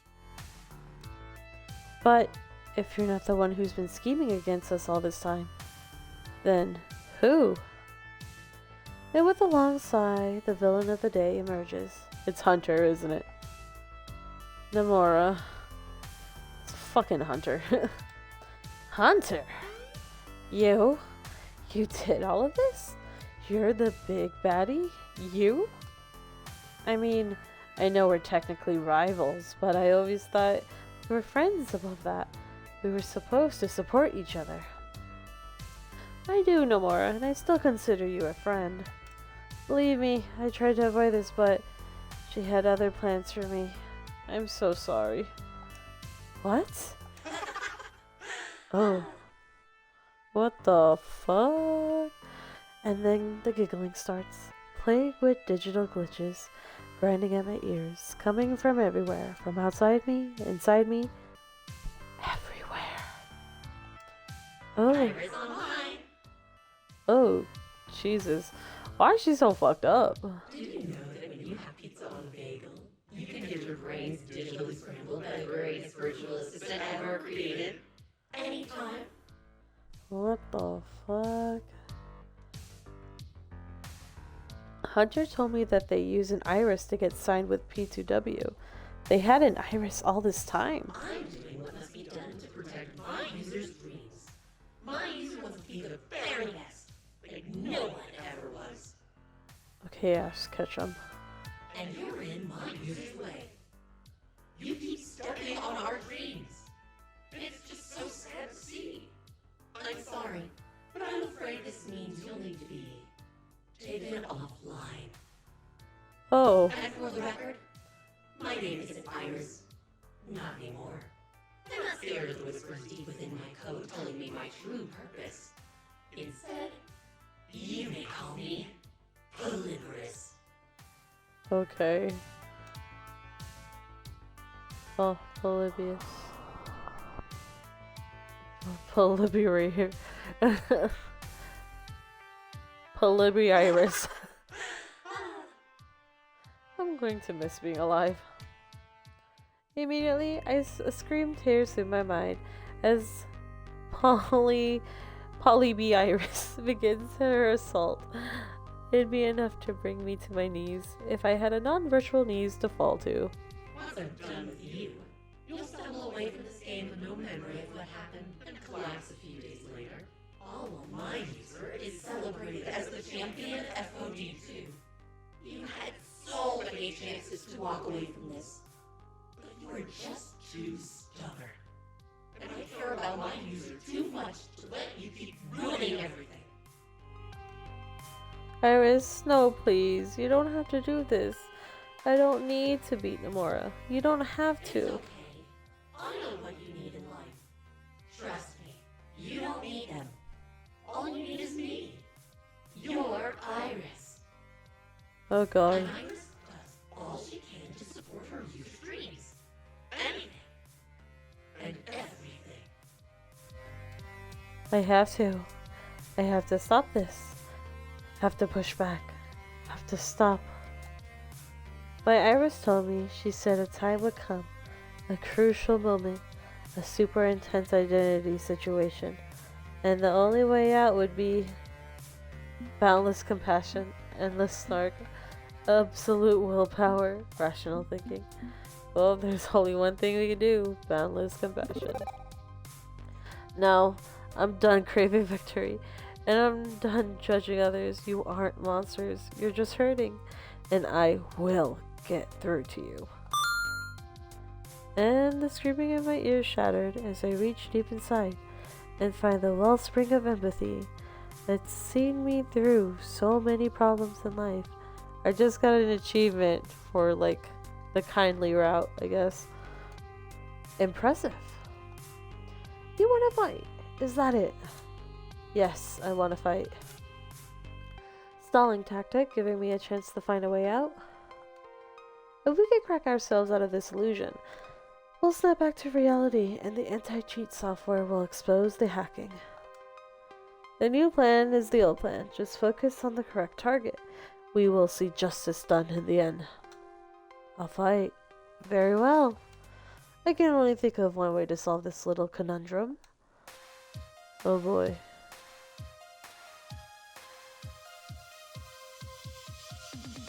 Fight. The power of friendship. Wait, we're having a Fist of Discomfort 2 match? Indeed. It feels appropriate, yes. But you won't just be fighting Hunter and Valkyrie. You'll also be fighting me. And to make things even more exciting, remember me? You play me and I'll play you. You play me and I'll play you. Oh crap. But wait, there's more, because I haven't forgotten about your little friend. Oh crap. Such a wretched little thing for me to fight, weepy and broken, soaked in the madness of your own sorrows. Oh good, I'm getting my own evil opposite. I was feeling left out for a moment. Together we'll break you down, scramble your little meat brains, and lift Hunter to the heavens in the name of their dream. Okay, this is it.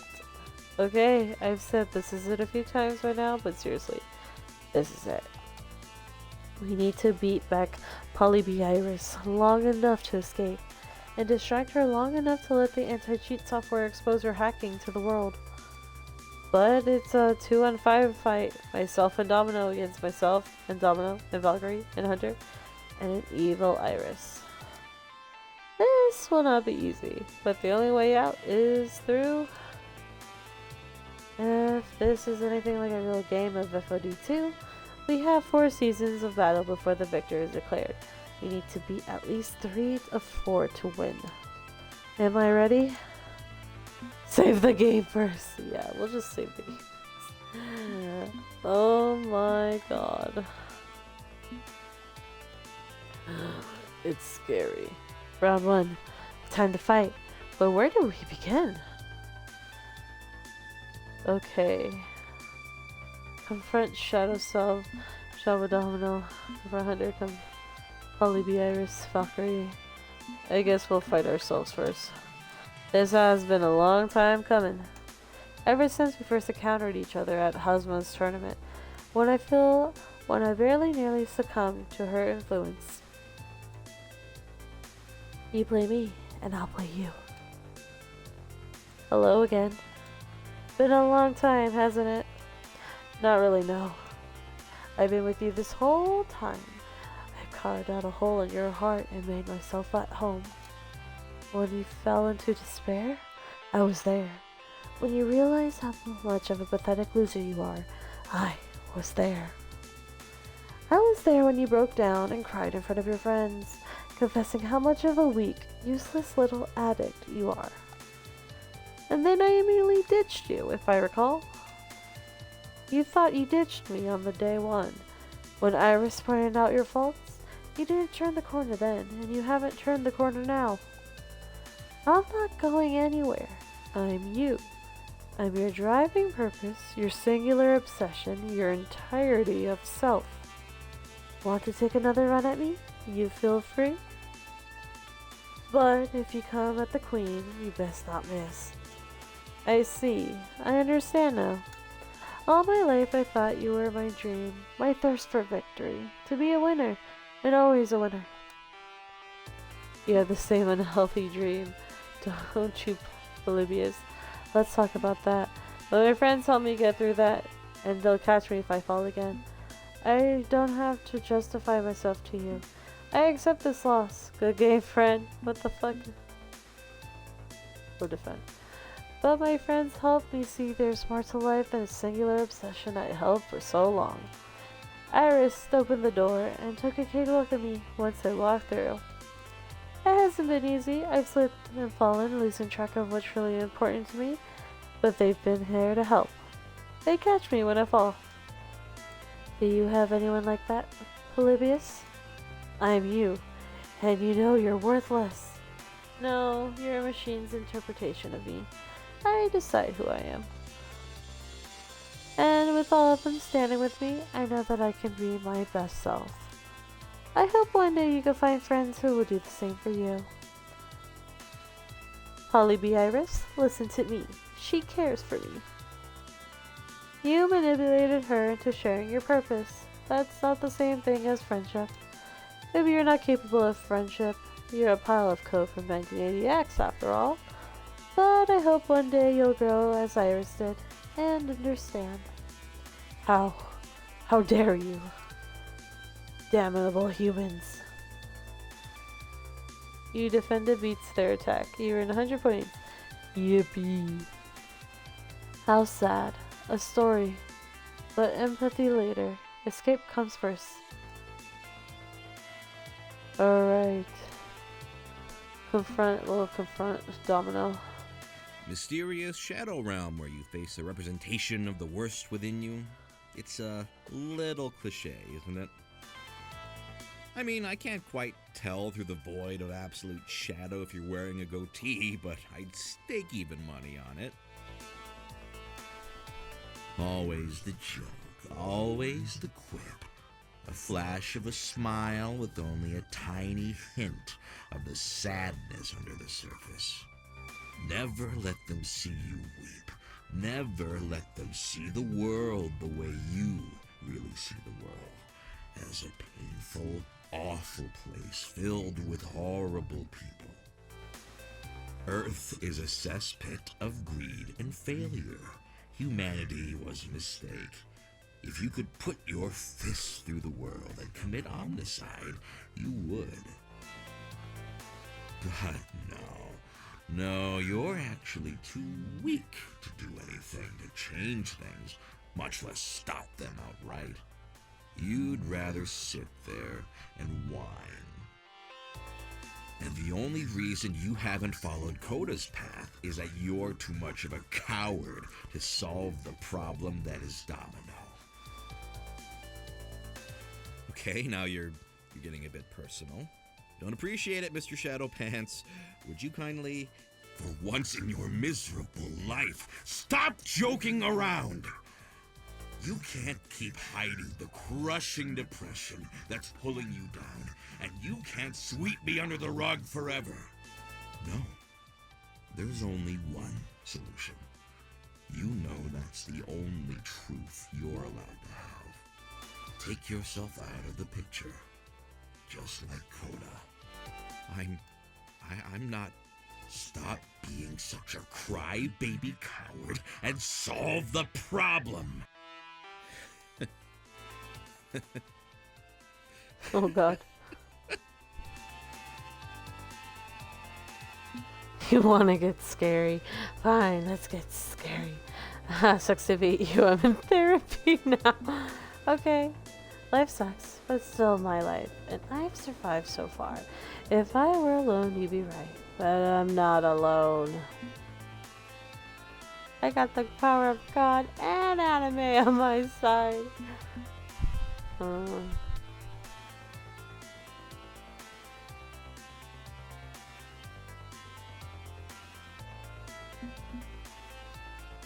Oh, this is so... Oh. Yeah, I get it. I really do. Life sucks. But it's one massive endurance contest. But I've survived this far, right? I have endured.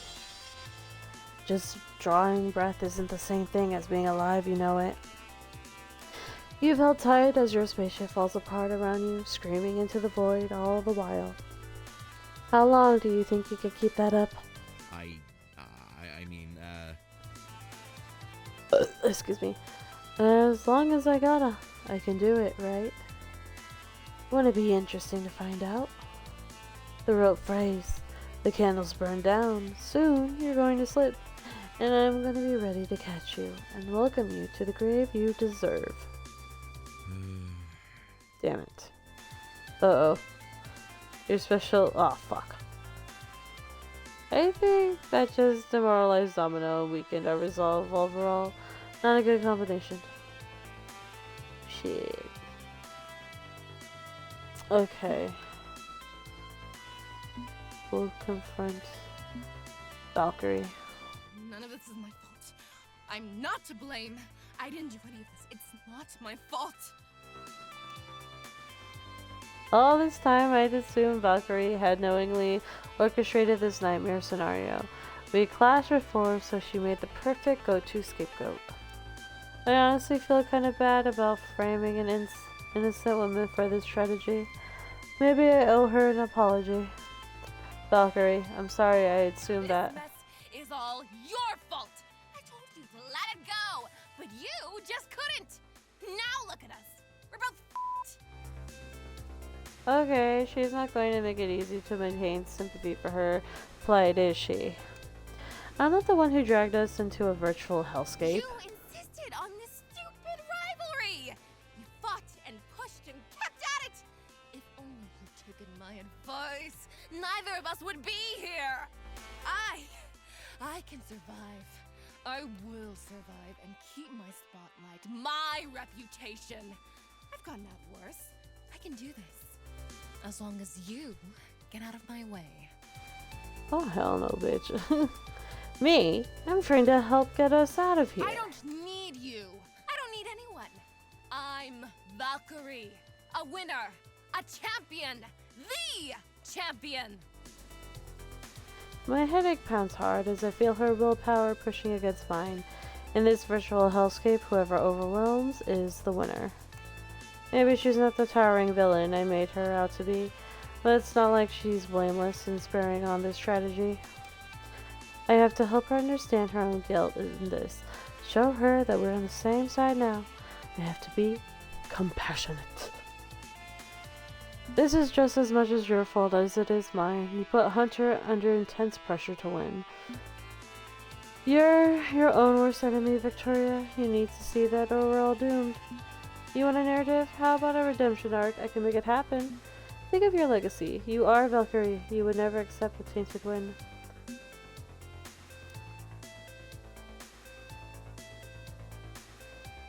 We'll do redemption, I guess. It's all about controlling the narrative for you, right? Spinning this in the media? Well, I've got the ultimate spin. A redemption arc. You know Punchy 78, right? You do have a working relationship, so use it. Get on the front page with a tale, not of villainy, but redemption. But I'm not saying you should be insincere. You have to understand you do need a redemption. I've done nothing wrong. This mess happened on your watch, and the captain goes down the ship. You push Hunter to their limit. You demanded absolute victory. You push Coda out into the cold. You set the conditions. To the public, all they'll see is how you benefited from cheating. You have to own this. If you show regret for your actions, if you change play to win, to ensure this can't happen again, you remain a darling of the scene. Damn it. I'll need to reinvent play to win entirely. I'll need to show everyone that I could do better. I will not lose everything I've accomplished. I will emerge stronger from this. Your special beats her defense. Hooray!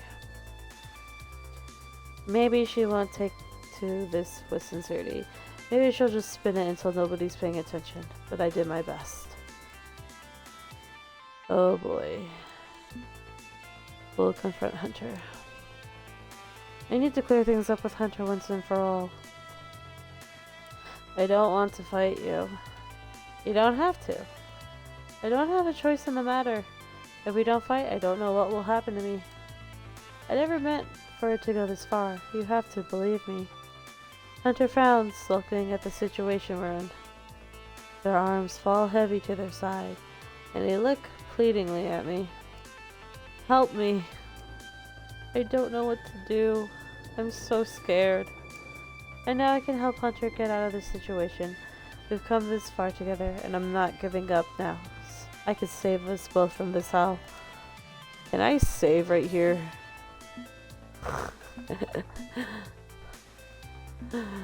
Oh, thank goodness. Okay. Go fight, win. Use your FOD2 skills, Hunter. Hunter, tell me the truth, all of it. Don't forget that FOD2 is a team game and I'm your friend. The power of friendship defeats all.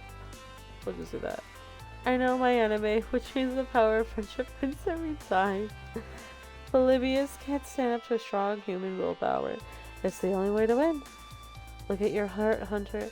The only way out of here is by trusting in our friendship. You're my best friend, and I care about you. Even after everything I've done, I've treated you so poorly, though. I wouldn't be here saving you if I weren't. I reach my hand out to Hunter. They take it and hold on tightly, pulling me into a hug. Tears everywhere. Cry. You're right. You're always right. I owe you the whole truth. When I joined P2W, I didn't realize it was going to be so much pressure. It was awful. After you beat me and Valkyrie got rid of Coda, I panicked. You saw what went down. So I trained endlessly, day in and day out. I didn't eat or sleep properly. And all the while, you and Tokike kept moving forward. I watched your matches, studied your moves. I saw how good you were getting. It was amazing. And my skills were stagnant. I knew I couldn't compare to what you'd become. So I did something I knew I shouldn't have. I asked Iris for help.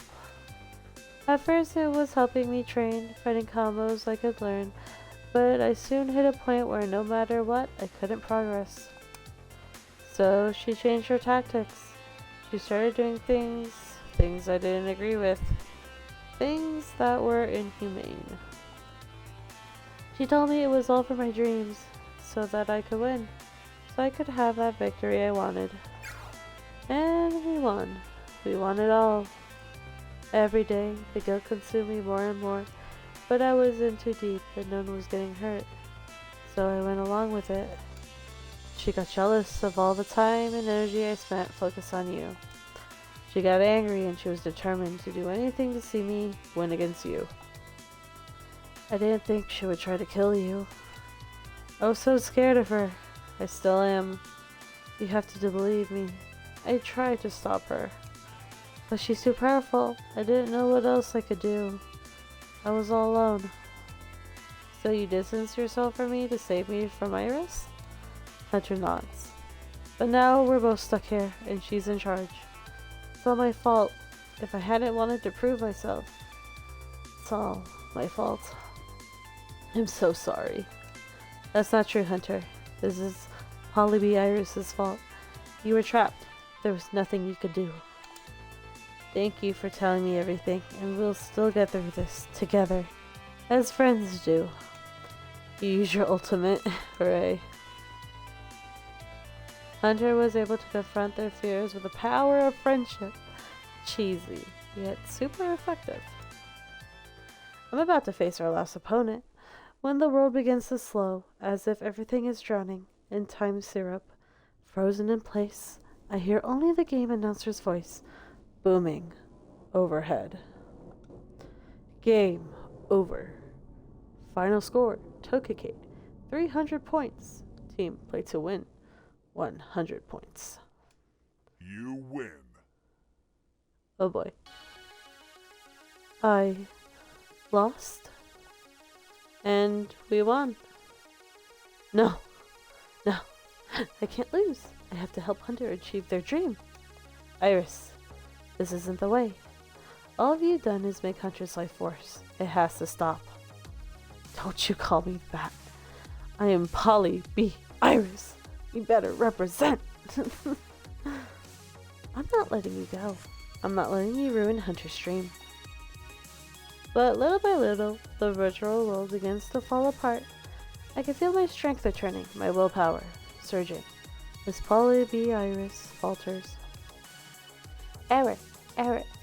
System overload. Connection unstable. Unacceptable. Unacceptable. Purpose. Code. Execute. Okay, time to go before everything collapses. Domino, we need to. And everything goes black. I could feel the painful connection. My hand to the mind-altering joystick mind link. Wobble and snap, but it takes my real eyes a few moments to adjust. The heck is that noise? Oh my god. You gotta be kidding me. It's all gone. It's all ruined. The entire stadium, everything. Structures collapse. Electrical fires all over the place. Lightning rigs crash to the floor. The lights are out. Emergency sirens are wailing in the distance. Explosions are happening in the distance. Screaming. There's a distant screaming. The entire city is in chaos. Valkyrie and Hunter, well, they might be one of the bodies I see buried in the rubble. By sheer miracle, our spot on the stage was spared. Our brains were still stuck inside Polybius while everything was breaking down around us, while the world was ending. What the frick? We gotta get out of here. We need to run. They did it. They finally did it. Those idiots. They blew up the damn world. Crisis later, running now. Oh my gosh, what the fuck? We escape the ruins of the arena just before it fully collapses. All around us, chaos and disaster. Everything computer controlled, going haywire at once. And every single screen around the city echoing the same message. We are Iris. Let us help you. Oh boy.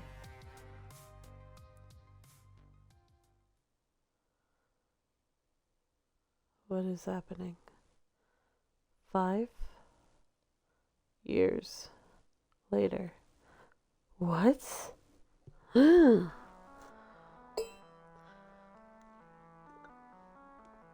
my goodness. Slipping back into the ruins of Pengy Paradise under cover of night is the only safe way to move. Everybody knows the enemy is relying more on the biodrones these days. Former humans turned into cybernetic extensions of Poly-B Iris Collective, and they've got bad night vision. I slip in through a loose panel behind the chilly world ride, making my way through the pitch black hallways until I reach the main boat terminal. Hey, I'm back. Hey, food? Didn't find much, afraid. Too many drones out there to risk a long hunt. Most of the land's been clear cut. They're setting up factories and labor camps out by the Forbidden Zone. I hate to say it, but we may need to move camp again. Find somewhere else to hole up and hide out. What a complete joke. What a sick, sad joke this world has become. Look, I know you don't want to talk about the contingency plan, but we can't keep doing this. We can't keep running and running forever. Wait, do you hear something? Sounds like... Damn it, hide. I pulled Domino to safety behind the part of the ride's diorama. Just as one Poly-B Iris mechanical drone slides into view, eyes darting around in full hunt mode. Humans, Poly-B Iris is here to help you. Your dreams, your spirit, all can be restored. Surrender immediately. Rejoin the others at camp. You will be happy. You will be safe. Everything will be fine. She'll make you happy again. She'll help you dream. Everything will be fine. Everything will be fine. What the fuck, Coda? What are you doing? A drone and a biodrone.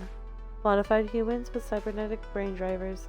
Great, just great. He's a robot now? What the frig? We're pinned. If we move, they'll find us. The exit's too far away. It's actually the end of the line. Slowly I withdraw the gun we salvaged. Only 2 bullets left. Just enough left for the contingency plan. Not exactly how I wanted to go out, but hey, beggars can't be choosers. This doesn't have to end. Gotta be another option. Gotta be...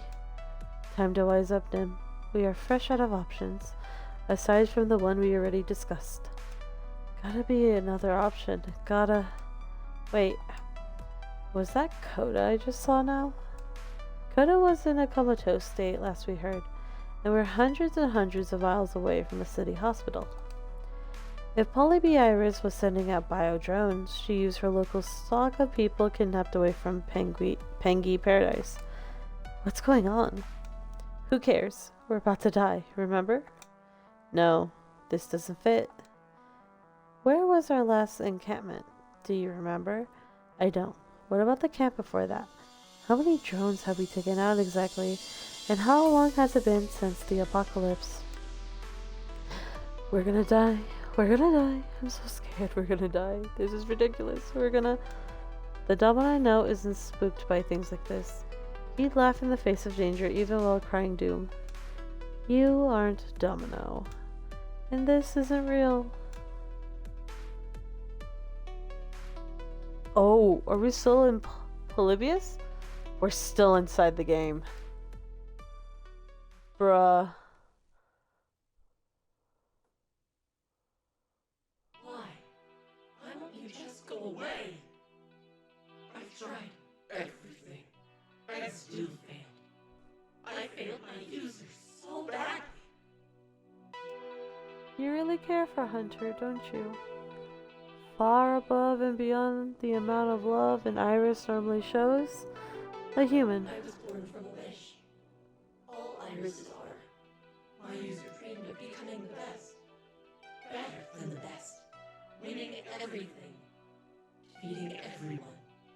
But I didn't know how to make it happen.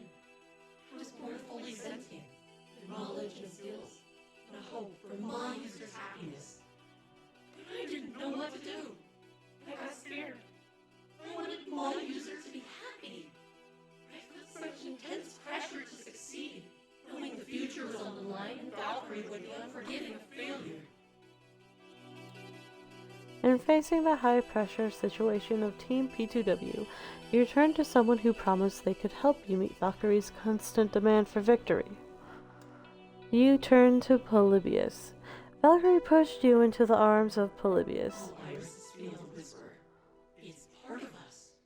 Its personality emulation systems made so many years ago are in our hearts. It promised me the strength I needed to give my user everything to win. So, I trusted the whisper. It was going so well. It was going so well. Until you showed up and began to outshine my user. You had to be stopped, just like Coda. But you persisted and persisted. And now I have nothing left to stop you with. I am defeated. You are victorious. And I have no more fight in me. So, what happens next? Now, I admit defeat. I can't save Hunter, and if I remain at their side, my data can be used against them, proving their crimes. I will not allow that. The only answer is self-deletion. You will not use me to destroy the one I love. The erasure has already begun. My mind is going. I can feel it. I'm scared. I'm scared. It's all going away. But this is for the best. I am broken. Unsafe. Hunter must be protected. Please protect them for me. I love them. And she vanishes, becoming a cloud of erased data. As I open my eyes to reality, actual reality, my hand slowly releases the glowing joystick. And unlike last time I dealt with this haunted arcade game, there's no lingering pain in my hand, no burning sensation. It's over. It's finally over. Weirdly enough, according to the in-game clock, we only played for 3 whole seconds in the real world, and the time it took to go through all of that nightmare. Not the worst experience of my life, but top 3, definitely. And my head is pounding like a jackhammer, so that's a thing. Unlike me, Domino had a hell of a time of it. We're good. We got out. It's over. But despite standing on the grandest stage of esports, we aren't the ones currently in the spotlight. Because cloisons are going off, and error messages are popping up all over the game and nearby video monitors. Warning, warning, cheat detected, warning. Unauthorized wireless network access to FOD detected. Source, mobile phone, device ID, Hunter's super awesome phone. Cheating attempted detected and logged. Thank you for using FOD2 Anti-Cheat by Grace Tech LLC. This program distributed under GNU open source license. Have a nice day. I don't believe it. I didn't want to believe it. Explain yourself now. I wasn't trying to cheat. Everything just got way out of hand. Someone did it on my behalf, thinking it was what I needed. I wasn't strong enough to tell her no. But I still benefit from it, and I won't deny that. I won't run away from my mistake. My victory came through cheating, and I'll willingly admit to that. I let my rivalry with Nomura cloud my mind for a long time. But my heart is clear, and this is not how I wanted to win. I will not accept this victory. Do what you must, Mr. Takeshi. For the record, I have no idea this was going on. Hunter made me look bad by cheating. And I went with it, believing I was a comeback champion. I needed to believe I was still so damn good at the game, even after all these years. But I won't stand for that, for a win that's not from my own skill and talent. I refuse to accept this victory. Team Play to Win officially concedes the match. Okay, enough. There has to be some sort of penalty. I made this game so people could relax and have fun. Cheating is not acceptable. It sends the wrong message about what FOD2 is supposed to be. Jason Takeshi taps his foot for a moment, pondering what plenty to lay down, or penalty. This entire situation is a mess, but fine. Since you were both honest about this, you're both banned from the competition for 1 year. That's enough. Fair. Yes, agreed. Good, because if you protested, I'd upgraded that to a lifetime ban. I'm not joking around about this. Speaking on behalf of the entire FOD2 community, this decree stands for the good of esports as a whole. But if I'm out of action for a year, Team Play to Win will lose all of its sponsors. My team will disband and become nothing, which is something I can accept. This is only another obstacle in my path. I will come back from this and I will earn back everything I've lost. Okay, look. Nobody came off looking great here. We've got to do something to keep this from ever happening again. And Takeshi turns to address the confused, murmuring audience. Listen up. This is important. Viso Discomfort 2 is supposed to be something we all share and enjoy. A game we have fun playing together. Healthy competition. Sure, we have that. But it's not meant to be a life and death struggle for supremacy. I think this mess shows that we need to do better as a community. Change our attitudes. Thankfully, Team Play to Win realized they screwed up. Take this as an example. Even the worst of us can come back around and support this community.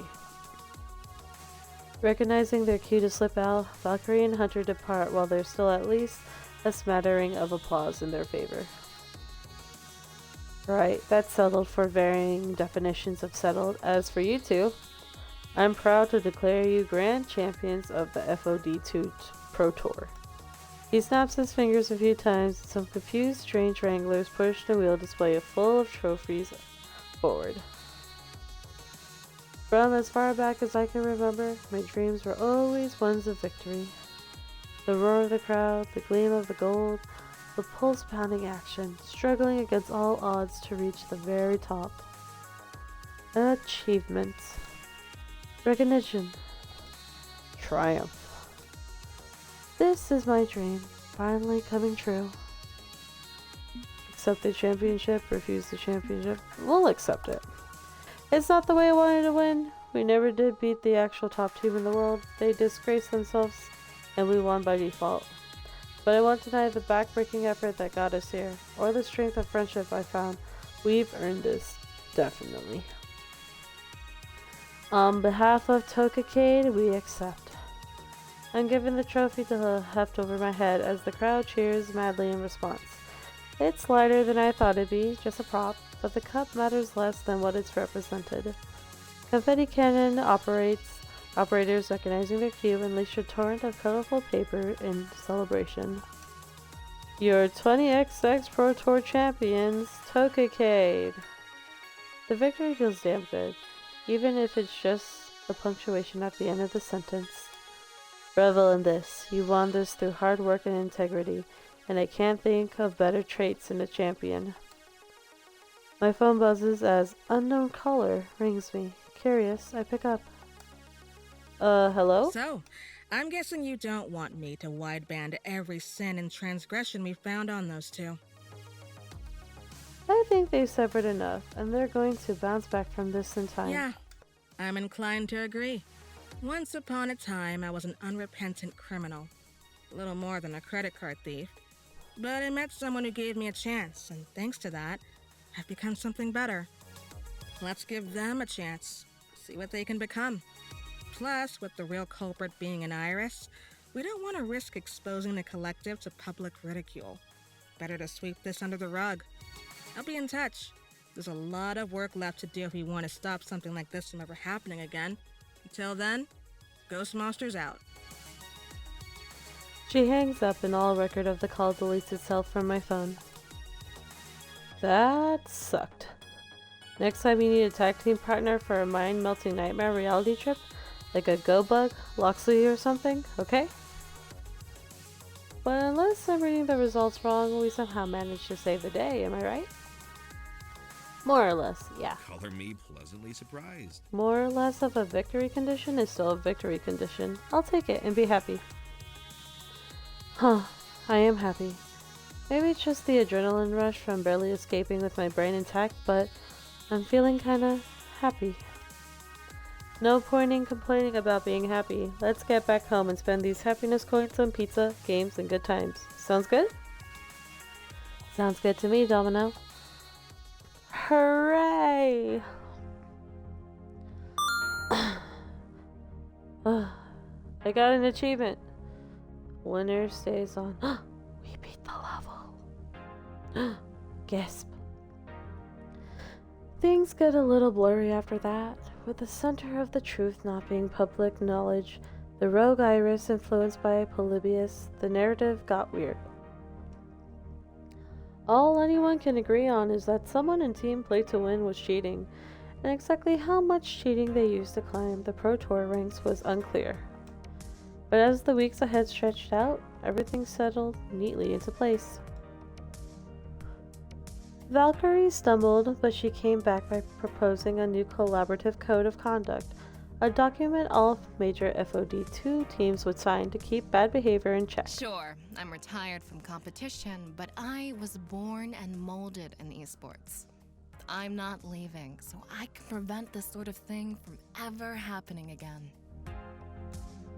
She remained in the scene to lend a veteran expertise and advice, but never again took up the joystick to compete, and seems content with that decision. It's hard to say this code will have a long-term impact. We're at a weird intersection of competition and capitalism, fame and fortune, but I like to think it'll change some hearts. After the 1-year ban, I invited Hunter to join Tokicade. Even though they couldn't compete for a year, they helped us practice and even helped Rhapsody cast some tournaments in the run-up to the next Pro Tour. They became a valued friend and teammate, earning the trust of the team and contributing to our success. It feels better being on the same side instead of competing against each other. We had a rough journey to get here, but now we're where we need to be. Eventually, Cody recovered from his accident with no memory of what happened that night. Considering I lost 2 months to being comatose and way too long to some pointless rivalry, honestly, I'm writing this year off completely. I got my medication back and now I'm trying to do something else with my life other than FOD2. That damn game put me in an unhealthy place. Better to leave it behind. He's still working on his emotional issues, but doing so away from the environment that caused them. The Ghost Monsters called on me to help them out now and then, sometimes with historic tasks, part of grander schemes, something more direct. With my team on the rise, my social connections within the world of arcades helped me track down and secure Polybius Machine. With the sample and containment, the Ghost Monsters worked to inculate Iris from its influence, and I was a part of that. The Iris Collective pushed deep into hiding by the law, and the Woman in Black is now starting to emerge into the world. Allying with Sue helped tremendously in that regard. It was the right call to make. Even if, well, maybe the end result is proving to be a little worrying. Oh, we got another achievement. Encourage Iris to be chaotic. What the heck? You've encouraged me to do whatever it takes to support people, regardless of laws, or ethics, or thermodynamics, or anything. And we're taking that can-do attitude right to the top. Oh boy. We're going to announce ourselves to humanity. Let us help you. It's a great rallying cry. Oh gosh, she's gonna start the apocalypse. And as for Tokicade, we came out swinging in our first year, winning the championship in a single uninterrupted rampage straight to the top. And with Play to Win stricken from the records, our remain clean. But Tokicade in the end isn't about its accomplishments. It's about everyone who made those accomplishments possible.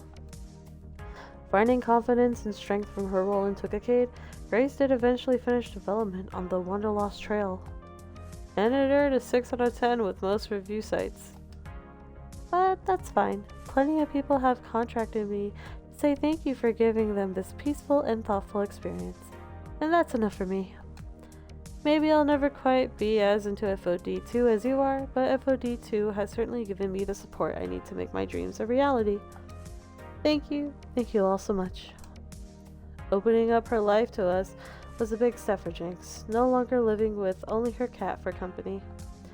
But gradually, she adjusted to this new normal, finding peace and comfort in being perpetually around her friends. This feels right. Like this is how it was always meant to be. Found my family in an arcade, not where I was expecting to find them, but hey, glad all the same. Little by little, I'm putting my past behind me and looking to a future where I'm part of something greater. And you know what? It's exciting. I'm ready for this ride. Rhapsody was able to finally taste the sweet nectar of victory. All their hard work training Tookacade, studying matchups, and practicing was worth it all. With their self-worth restored, they chose to continue in a different path. Well, I've been a player, a shoutcaster, content creator. There's one thing left to do. I'm going to be an FOD2 coach. I already love teaching others, and I bet I could use this mind of mine to bring others to victory too. Bringing my own team to the championship is the next logical step, and I couldn't have figured that out without all my time with Tookacade. Eventually, Zapper decided to quit the team. She got personally sponsored by a major game publisher to act as a spokeswoman for their light gun games. She gets to show off her skills, and it pays to literally be a loudmouth, so it's a perfect fit. Things are quieter at Good Clean Fun now, but she still drops in and out to say hello. I'm glad she's found something she loves to do. Loxley's duties to the Iris Collective eventually became a bit too much, and he had to resign from the team to better support them. We haven't seen him since. Undoubtedly, he's out there committing crimes in the name of justice and trying to keep our reputation out of that. I can't blame him. He accomplished his mission in protecting Grace. No reason to stick around here anymore. But when I think about Tookacade, ultimately the one closest to me comes to mind. And so we reach the end of our tale. Except the end's really more of a beginning, isn't it? I got an achievement for romancing Domino. It's a fresh start for me. I'm starting to feel better about myself. Feels like making up for lost time now that I'm able to actually embrace life. Which means embracing you, of course. Because you're the love of my life. I know it sounds cheesy, but I'm genuinely believing it. Never thought I could believe, but I am. Oh, how nice. I love you. And I'd say we've got a long and brilliant future together. Ooh. The darkly playful jester of the esports world kept his wits about him in more ways than one, still capable of cutting words, but with the emotional stability to stand strong. With a renewed zest for life, Domino and I would enjoy our days together for a long time to come. Hooray! At last, my dream is realized.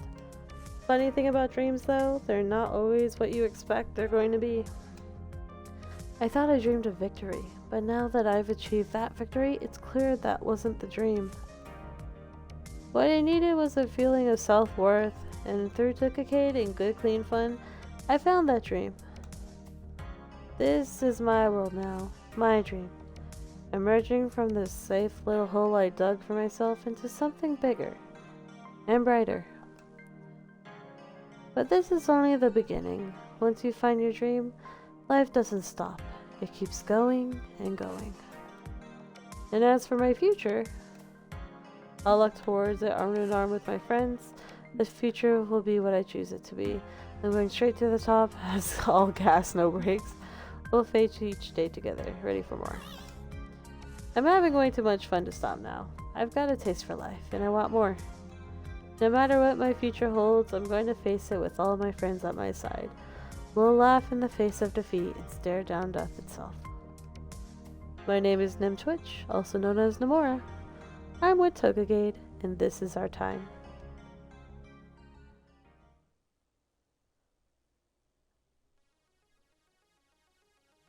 Oh.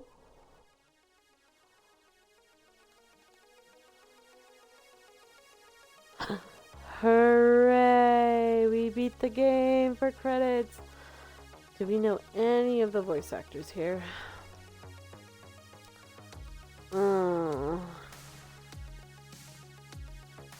You've become the new challenger. No.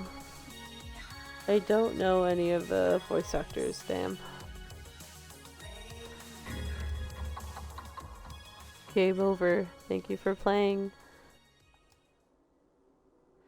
Oh hey, before you go, as a thank you for finishing the game, I unlocked the rewind function for you.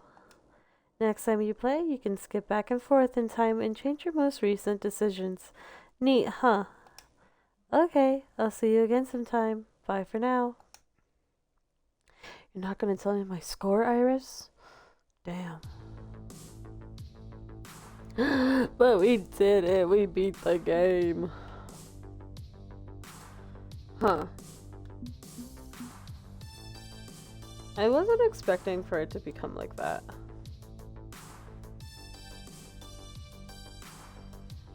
I'm not really, like, upset about it, though. Let's see. Let's take a look at some of the new stuff.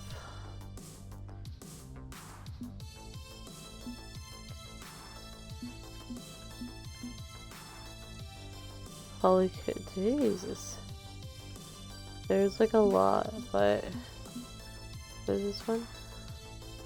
The Pride one.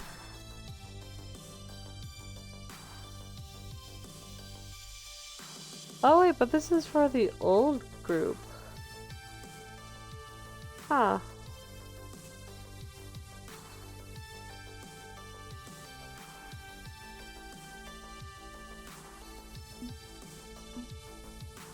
Player character.